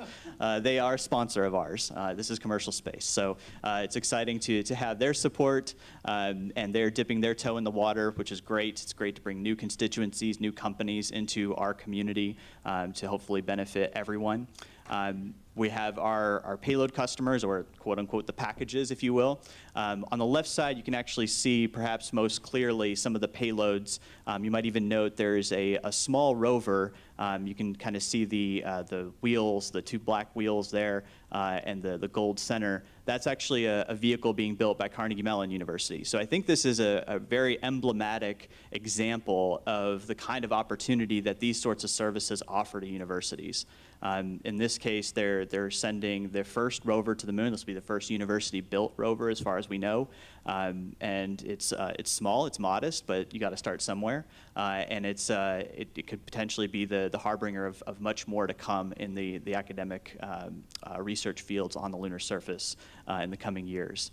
We've got a variety of other payloads, both from the NASA side through the Commercial Lunar Payload Services Program, or CLPS program, as well as from the non-NASA side as well. We have 2 international space agencies beyond just NASA, AEM, the Mexican Space Agency, and then also DLR, effectively the German Space Agency.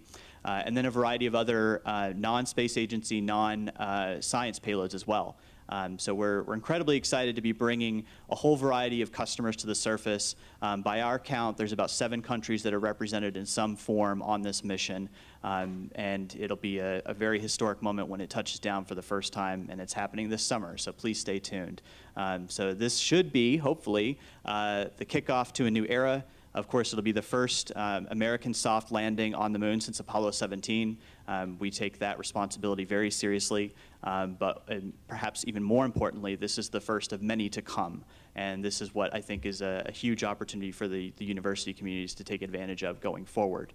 If you look on the next slide, this is an image of our structural test model of Griffin. So this is the much larger lander that I was mentioning, the 500 kilogram capacity vehicle. This is, as mentioned, is the structural test model. It's not the flight article, but that is actually now being integrated in our clean room as we speak.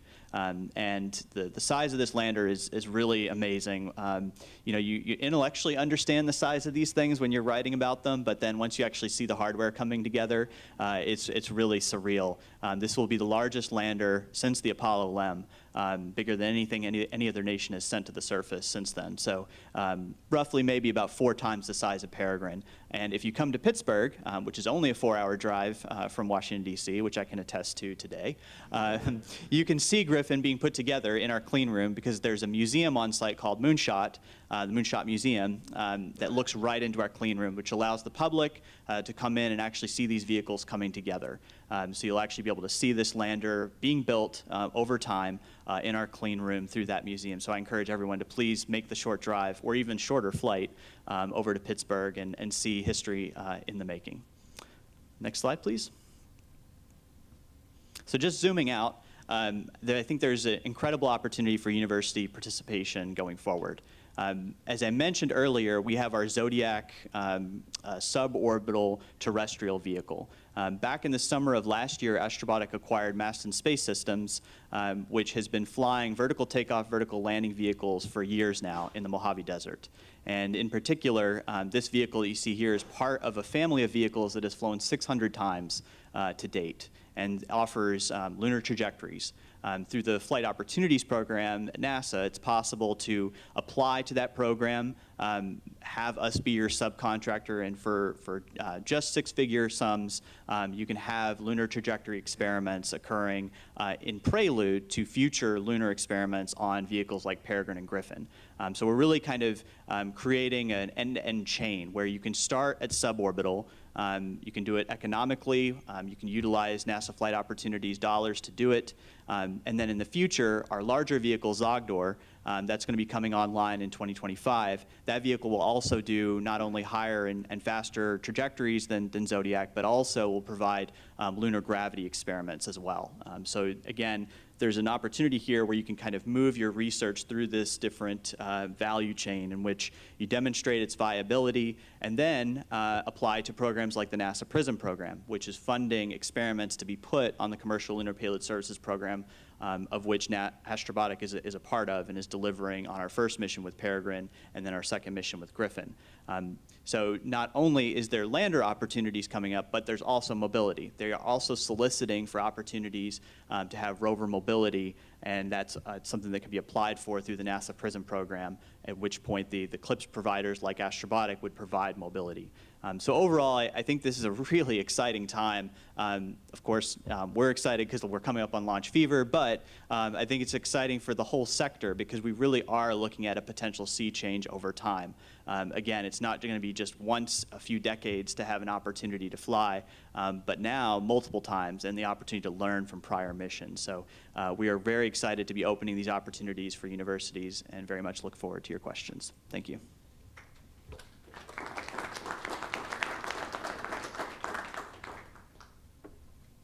Mr. Moderator, are we allowed to ask each other questions?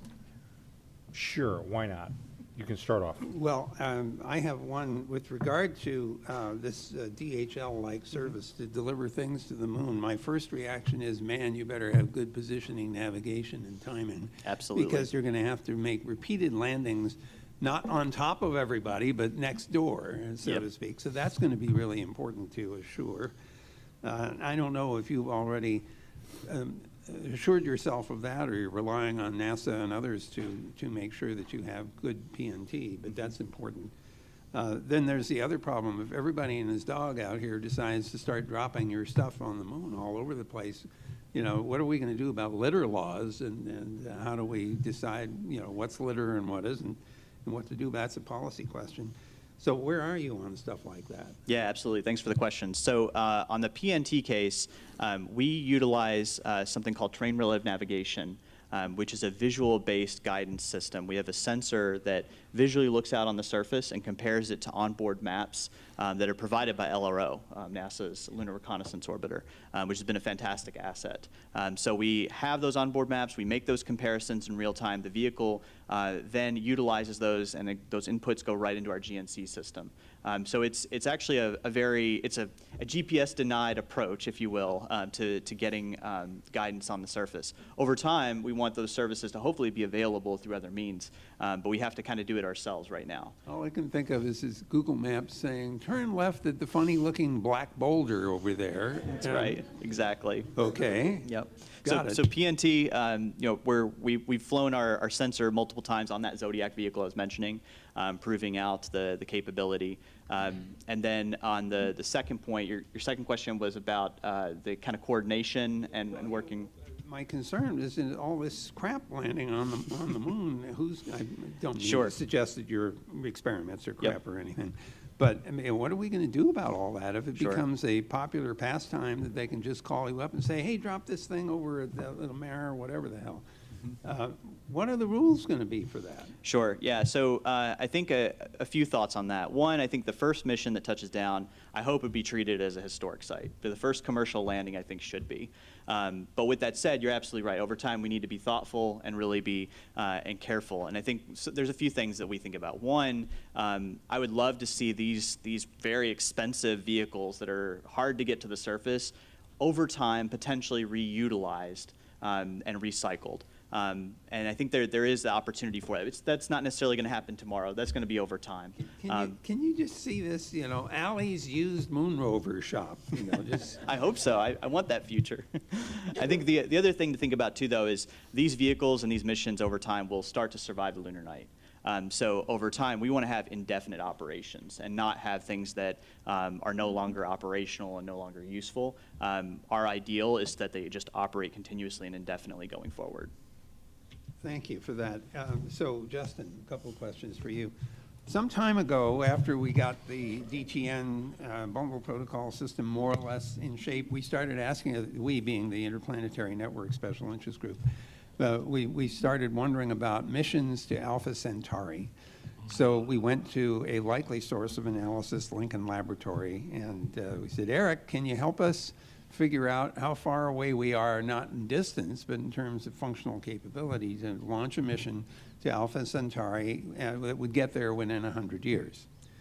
And obviously there's a propulsion issue, because at the moment the propulsion that's available would take 76,000 years, and that's just a little long for an experiment. It's only 7 times longer than our entire civilization has existed.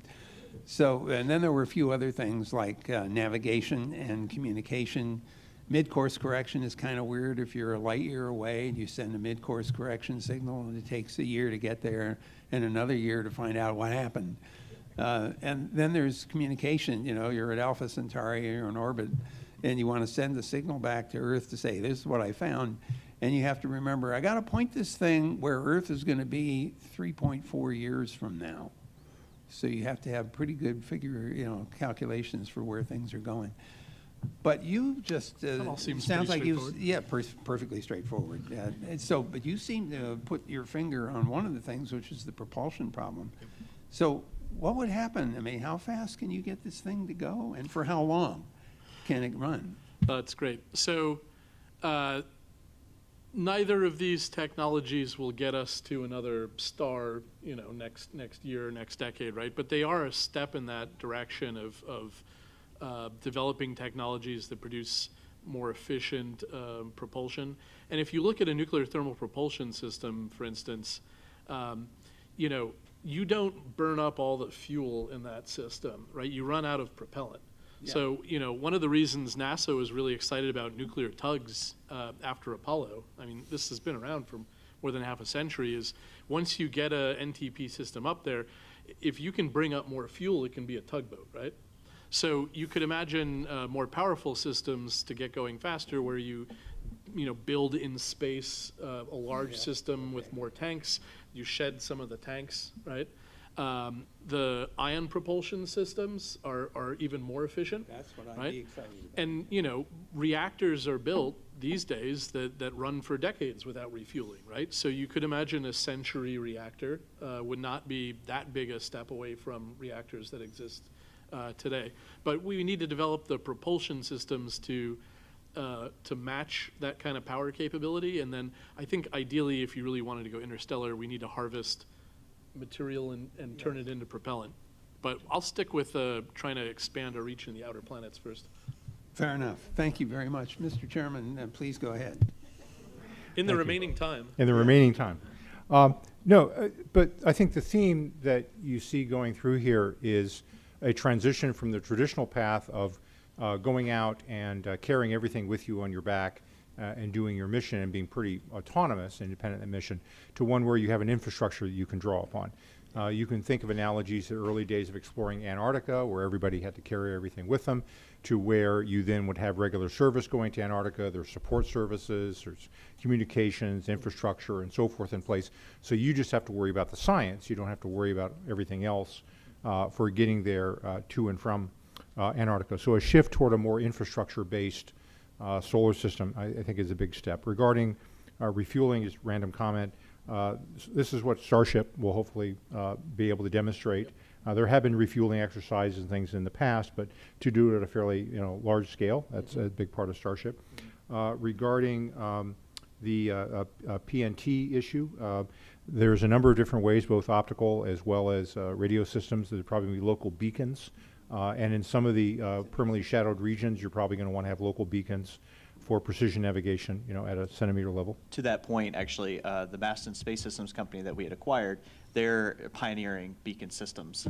So we're looking to continue that program. And then to your point about rovers for sale, it's already been done. Owen Garrett's son, Richard Garrett, who's a software guy, actually he bought a Soviet rover, took title to it. It was sold at Sotheby's auction, and he owned, and in fact it's true, he owns the rover. He doesn't own the land it sits on, but he owns the rover and has title to it. So been done. And there is an international aspect also to this that should point out. Dan mentioned the Mexican Space Agency doing this. This was actually helpful diplomatically. I was engaged at the UN several years on long-term sustainability of guidelines and so forth, and Mexico was kind of contentious, feeling that many of the rules being made for the environment were going to place unfair burdens on them, who had not been a major space agency, but because of us polluting the environment and dumping things on them, that we were going to make sustainability rules, like in many environmental situations, that place a burden on developing countries. And we tried talking about and did talk about how commercial developments were happening, and yes, there are going to be more people there, but we are interested in sustainability and so forth. So it was a good dialogue. But then one year, it came up that Mexican Space Agency had bought a payload on Astrobotic, and I was able to go up to her during the break, head of the delegation, and congratulate her and thank her. for doing this, because then Mexico would be the first Latin American country to land a payload on the moon as a result of a partnership with a commercial U.S. company. And that was something for them, you know, to be proud of. And they were proud of it. And essentially, it kind of helped. I won't say it was the only thing, but it kind of helped, then sparking a dialogue where they felt that they were stakeholders and participants in this. And it wasn't an us versus them thing, but it's all an us thing. We are all going to be there on the moon. All right, so what are we going to do to make sure? And so it made it real that they had this stake. So I thank you for that. All right, enough of me. Questions in the audience? People would like to bring. I see one in the back.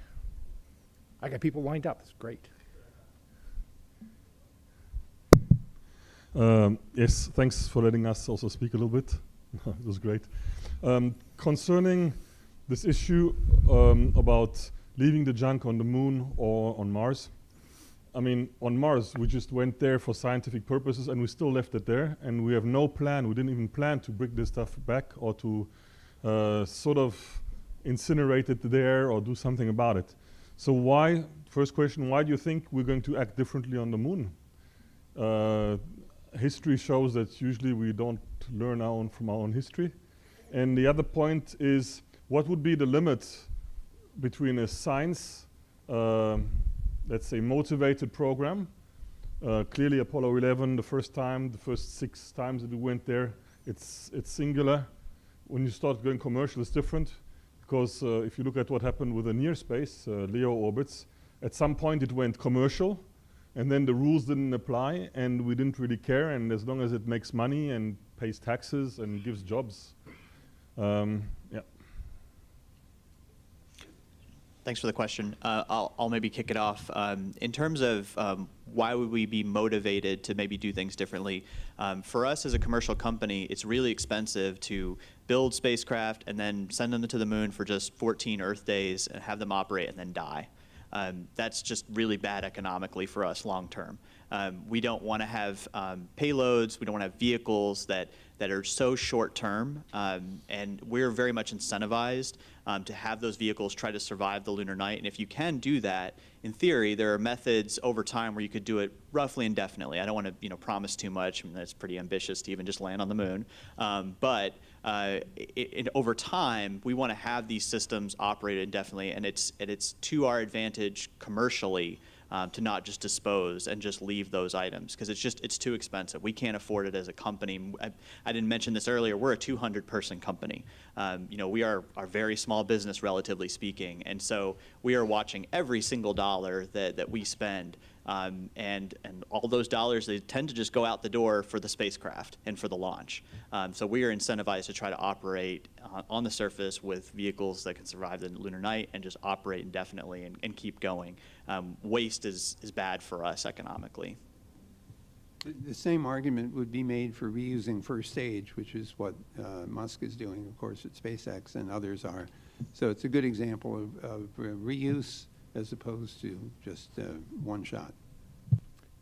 Justin, maybe you want to take about what happens with a dead reactor after its end of life. And oh, yeah. Do we bring it back to Nevada? I think for the reactor, since it's designed to be confined during its operation, you turn it off and it's sort of its own containment system. So I'm not too concerned about that. I mean, wow, if we're in a position where there's so much stuff on the surface of the moon that it's an annoyance to the people on the moon, I think the moon will be its own, nation at that point with a very different culture and view on what they want to do with the lunar surface. But I see all that as, tremendous resources that once they lose their sentimental value, we'd be smelting it down. I mean, why waste all that titanium and aluminum when we could put it to good use? So there are stronger incentives for recycling on the moon than there are on Earth. Yeah. Well, that's a Think about that. But So Brad Thompson, University of Tennessee. This is a question for Dan and for Justin.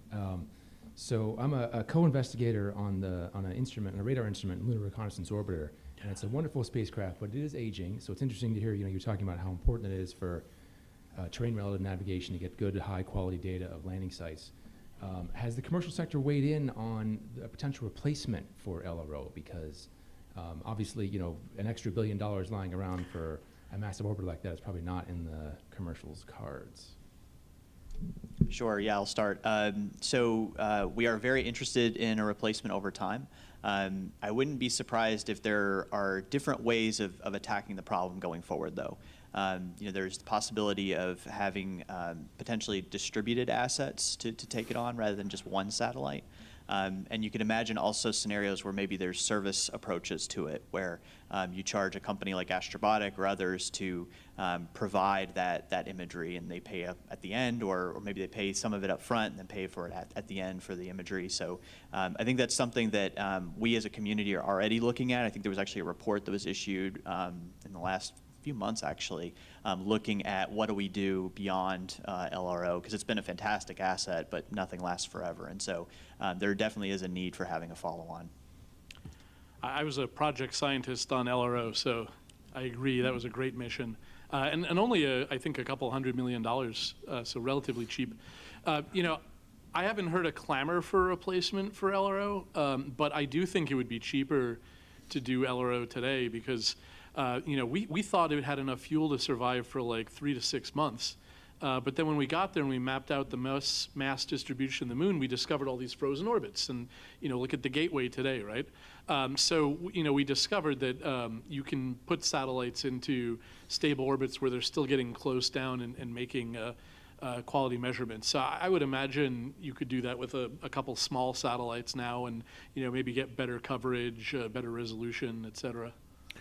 I think one of the things I look at if you were to do LRO again, and given activity on the moon, you might go for not only high spatial resolution and maybe in different frequency bands, but you would also go for higher temporal resolution. And so you might fly maybe multiple smaller satellites. So think of something, Planet probably doesn't have quite the resolution, but certainly some of the stuff by Maxar would have the resolution, and you could probably buy a commercial system adapted for the moon, for the thermal conditions and radiation conditions. But I wouldn't necessarily think about building, you might, but I wouldn't think you would necessarily have to build a custom vehicle. You would customize maybe a vehicle, but it wouldn't necessarily be LRO. It'd be something that's based upon current technology, and you might have maybe more than one, particularly if you have operations going on around the moon, so you want faster temporal update. Yes, I'd be remiss to not also mention that you know, India and Japan both sent lunar mapping missions subsequently to LRO, and like I know they did substantially better in some aspects, like better quality mineral mapping, for instance. So there are other nations also contributing to mapping the moon. Yep, no, that's very fair. Sure. Is it possible that after you deliver a package, you know, the DHL guy doesn't leave the truck in your front yard after he delivers the package? So is it possible, though, that we could land something and then reuse that platform, for example, for communications? I mean, it would be wonderful to think our way through making these things useful, as you suggested earlier, over time. Yeah, I mean, the short answer is yes, absolutely. We think of them as sort of like base stations for the future. We use the DHL analogy, but in reality, once you've landed, it's really like a utility service. It provides power and communications to the payloads, but over time, you could certainly provide that to other assets in the area. Yeah, it'd be better to be a utility service than an eyesore in your front yard, yes. You basically build a mesh network. Everything you left behind then has a second life as part of a mesh network. But anyway, sorry. Yep. Greg Guzik from Louisiana State University. So I have two questions, and I'm going to start with the one I think is more straightforward, and that is, as Vint was just saying, there are also not only technical issues or technology issues, but also scientific reasons why we want to survive the night. And I'm glad to see that you've got plans on a rover in 2026 first quarter. What about on the landers or from some of these other reactors? When would be the first time that we could start thinking about scientific projects, survive the night, on a lander, let alone a rover, or connected with some of the nuclear power stations? So the NASA roadmap for a fission surface power test roughly landing in the 2028 timeframe. So, you know, subject to change in funding, of course. Right now, if you wanted a smaller heat source, you can go to the Department of Energy for a plutonium heat source. On the, let's see, what is it? There's that APL organized lunar sorties working group has talked about encouraging commercial providers of alternative radioisotopes. So one of the things that the nuclear community is trying to figure out is how do you license a novel radioisotope and system to go on a commercial launch vehicle, right? There's NRC and FAA process and NASA process that's followed when the Department of Energy delivers an RTG to go on a government mission to land, say, on the moon or Mars. But it's slightly new territory. So there was an NRC conference about this last week where it's still very much new territory. Since these CLIPS landings are commercial, we have to figure out how to license that on a commercial system. So there's interest in doing that, but it'll take a little time to figure out how that works. I'll add, the commercial companies are already thinking about it and planning on it. I think each of the CLIPS providers, like ourselves, are working on it. It's a competitiveness topic, so a lot of us probably have our own solutions that we're keeping close hold until there's competitive or actual solicitations for it. The science community, I know, is already starting to think about it. In fact, in the last PRISM call in December of last year, I think it was, in the draft solicitation, they had Survive the Night as one of the capabilities that they were asking for potential proposals. Over time, there was dialogue, I think, with the CLIPS community to recognize that this is going to be a not inexpensive challenge that we're going to have to overcome. It's something that we're going to need to invest in as companies, but then also on the NASA CLIPS side. And I think that's why it was ultimately removed in the final solicitation. But I think one of the things that we think about is looking at the CLIPS out-year budgets. They're essentially flat right now, which, you know, that's okay from the perspective if you're going to keep doing 14-day Earth missions, then that's okay. But if you're going to start to then levy Survive the Night missions, we're going to need to see a larger top line for that program in order to accommodate all the costs involved in surviving the night. Because it's not just outfitting landers and rovers to do it, but they're going to have to operate for potentially months, if not longer. And so it's a different sort of cost profile. So I think that's why it's important over time the CLIPS program will need to see some budget increases in order to account for that greater sophistication. And I think when you look at things like Lunagrid and the nuclear capabilities, the capabilities will be there, but we just need to make sure that we can pay for them and make them happen. Okay, great. The other second question I had is, so the talk about the small reactors and various other power systems, and also we're talking about sustainable human presence at the South Pole for long periods of times. Mm-hmm. So there's a bunch of technology there that is directly applicable here on Earth for things like climate change, reducing. So small reactors, which can be used to replace coal-fired power plants, et cetera. Waste reclamation capability could also be very useful in third world countries, et cetera. So what is the business strategy to actually capitalize on the NASA investment or the space investment to solve problems here back on Earth? Oh, that's great. I'm going to assume I can take that one. So that's a great question. So I think the most relevant example for my company is a program we're working on called Project Pele, which is for the Department of Defense's Strategic Capabilities Office. We're currently procuring parts to build and assemble a 1 to 5 megawatt class microreactor that fits in a shipping container. The idea is you can put this on a C-17, ship it anywhere in the world, set it up in a few days, and it'll produce reliable power for years on end. We're going to operate a demonstration version of that in a couple of years out at Idaho National Lab. So we're working closely with DoD and the Department of Energy on that. You could imagine all sorts of, I mean, you listed some of the great use cases, right? There's a natural disaster. You want to bring in some reliable power for a couple of years to help, return basic services. Nuclear could be a big part of that.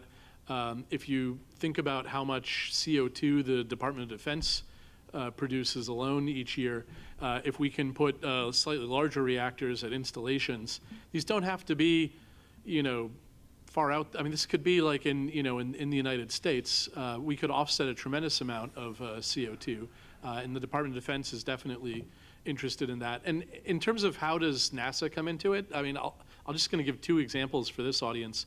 One of the reasons it was decided it was okay to proceed with this portable microreactor for use on Earth is in part because of our advanced work in advanced materials and advanced forms of fuel.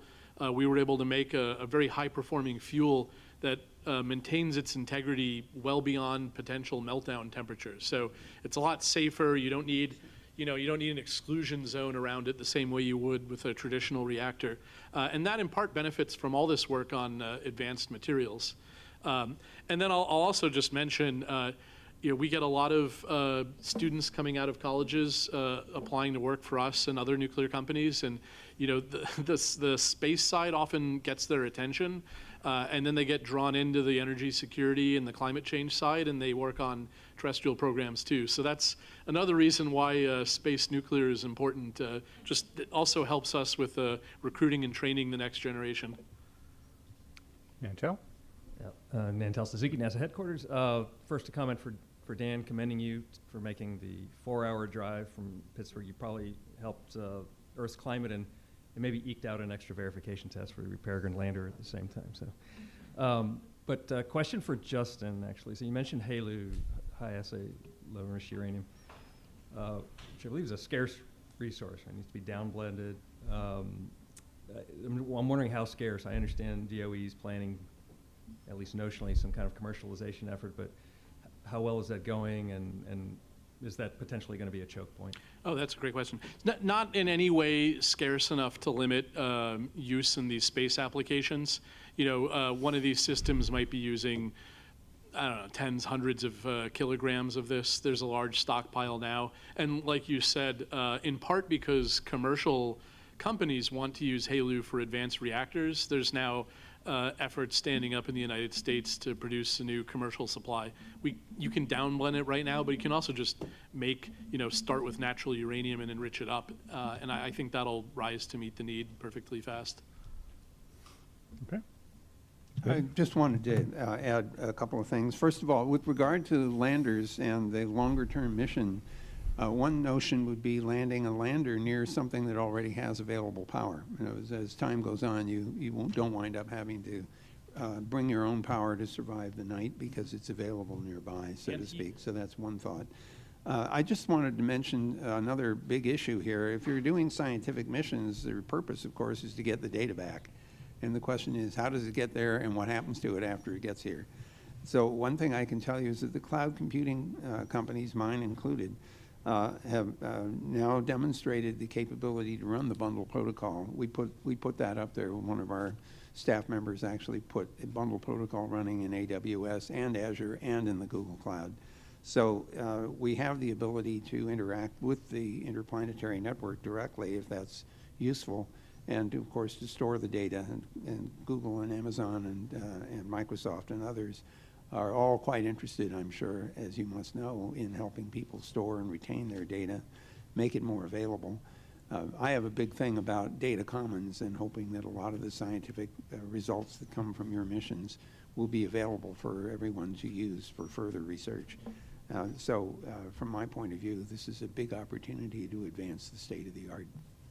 Yeah, many of the universities, of course, are very used to using cloud networks. Of course, what's happening is you're seeing data stored on one cloud, applications on another. You wind up having to blend data across from different sources. So, there had been, and maybe there was still a little, concern about vendor lock-in. Oh, if I pick this service, I can't pick another service. I just don't see that as a thing anymore. I mean, multi-cloud solutions are pretty much standard because this is what people are demanding, and this is what I think the government is seeing. Particularly for international cooperative projects, cloud services have the ability to, of course, segregate users at different levels in different places while all still sharing this data on a common platform. So the kinds of cloud solutions that are, of course, used every day in climate work or monitoring space situational awareness or just crunching large amounts of data, well, the same thing extends into space. And I think Vince's point is across all the cloud services, the interplanetary internet can be that connection. So the technical ability of that has been demonstrated. So as people start thinking about edge computing, putting data storage areas and servers and so forth, maybe deeper in space, to support autonomous operations closer to where maybe a rover or something is going on. Again, all of these things relate toward building an infrastructure for being able to do science and exploration rather than hauling everything on your back, and so that's just another add. I do have to tell you, though, we've been thinking about the fact that we could run pieces of internet on the moon or on Mars. We wouldn't suggest trying to use TCP/IP to connect, across space, but we're asking ourselves now, okay, so if you have a piece of internet that's running on the moon, who's going to manage the domain name system? Who's going to deal with the regional internet registry routings and all that? And I'm kind of scratching my head about this because I don't think we can assume that every mission that lands on the moon or Mars is going to have the IT expert that's going to manage a local internet for service. So I'm not 100% sure how we're going to pull this off remotely, and that's one of the questions that we've been asking ourselves.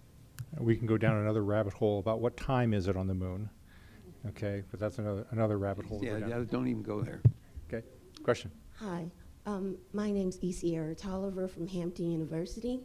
It's my first meeting here this year. So I have a quick question.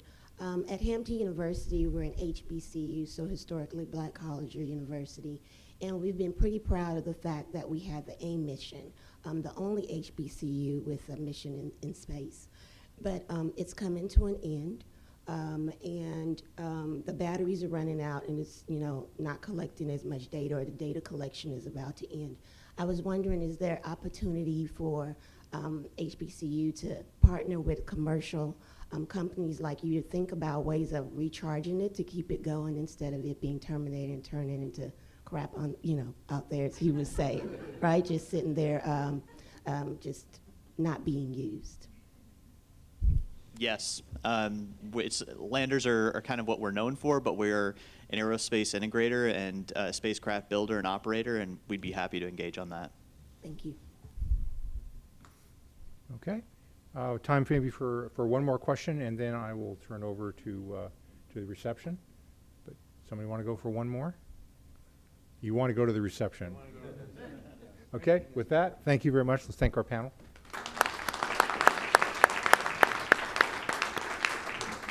And we'll do the obligatory. Photograph.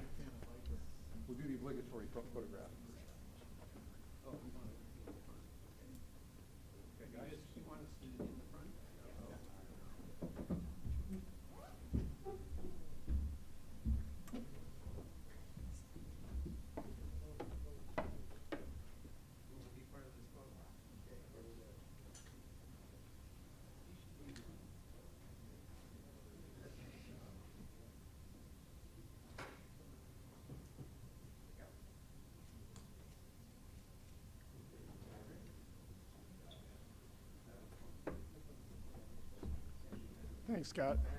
Yeah, I have the most important job. So I'm Brian Gilchrist, University of Michigan, and I'm also the chair of the Council of Institutions, and it's 116 members. Would like to invite you to a reception that's happening immediately after this. By the time you walk out the door, it'll start. It's just down the hall. You go out the door and then take an immediate right and walk down the hallway to the Capitol Ballroom. It's also listed, I think, as Capitol 1, 2. So, food, drink.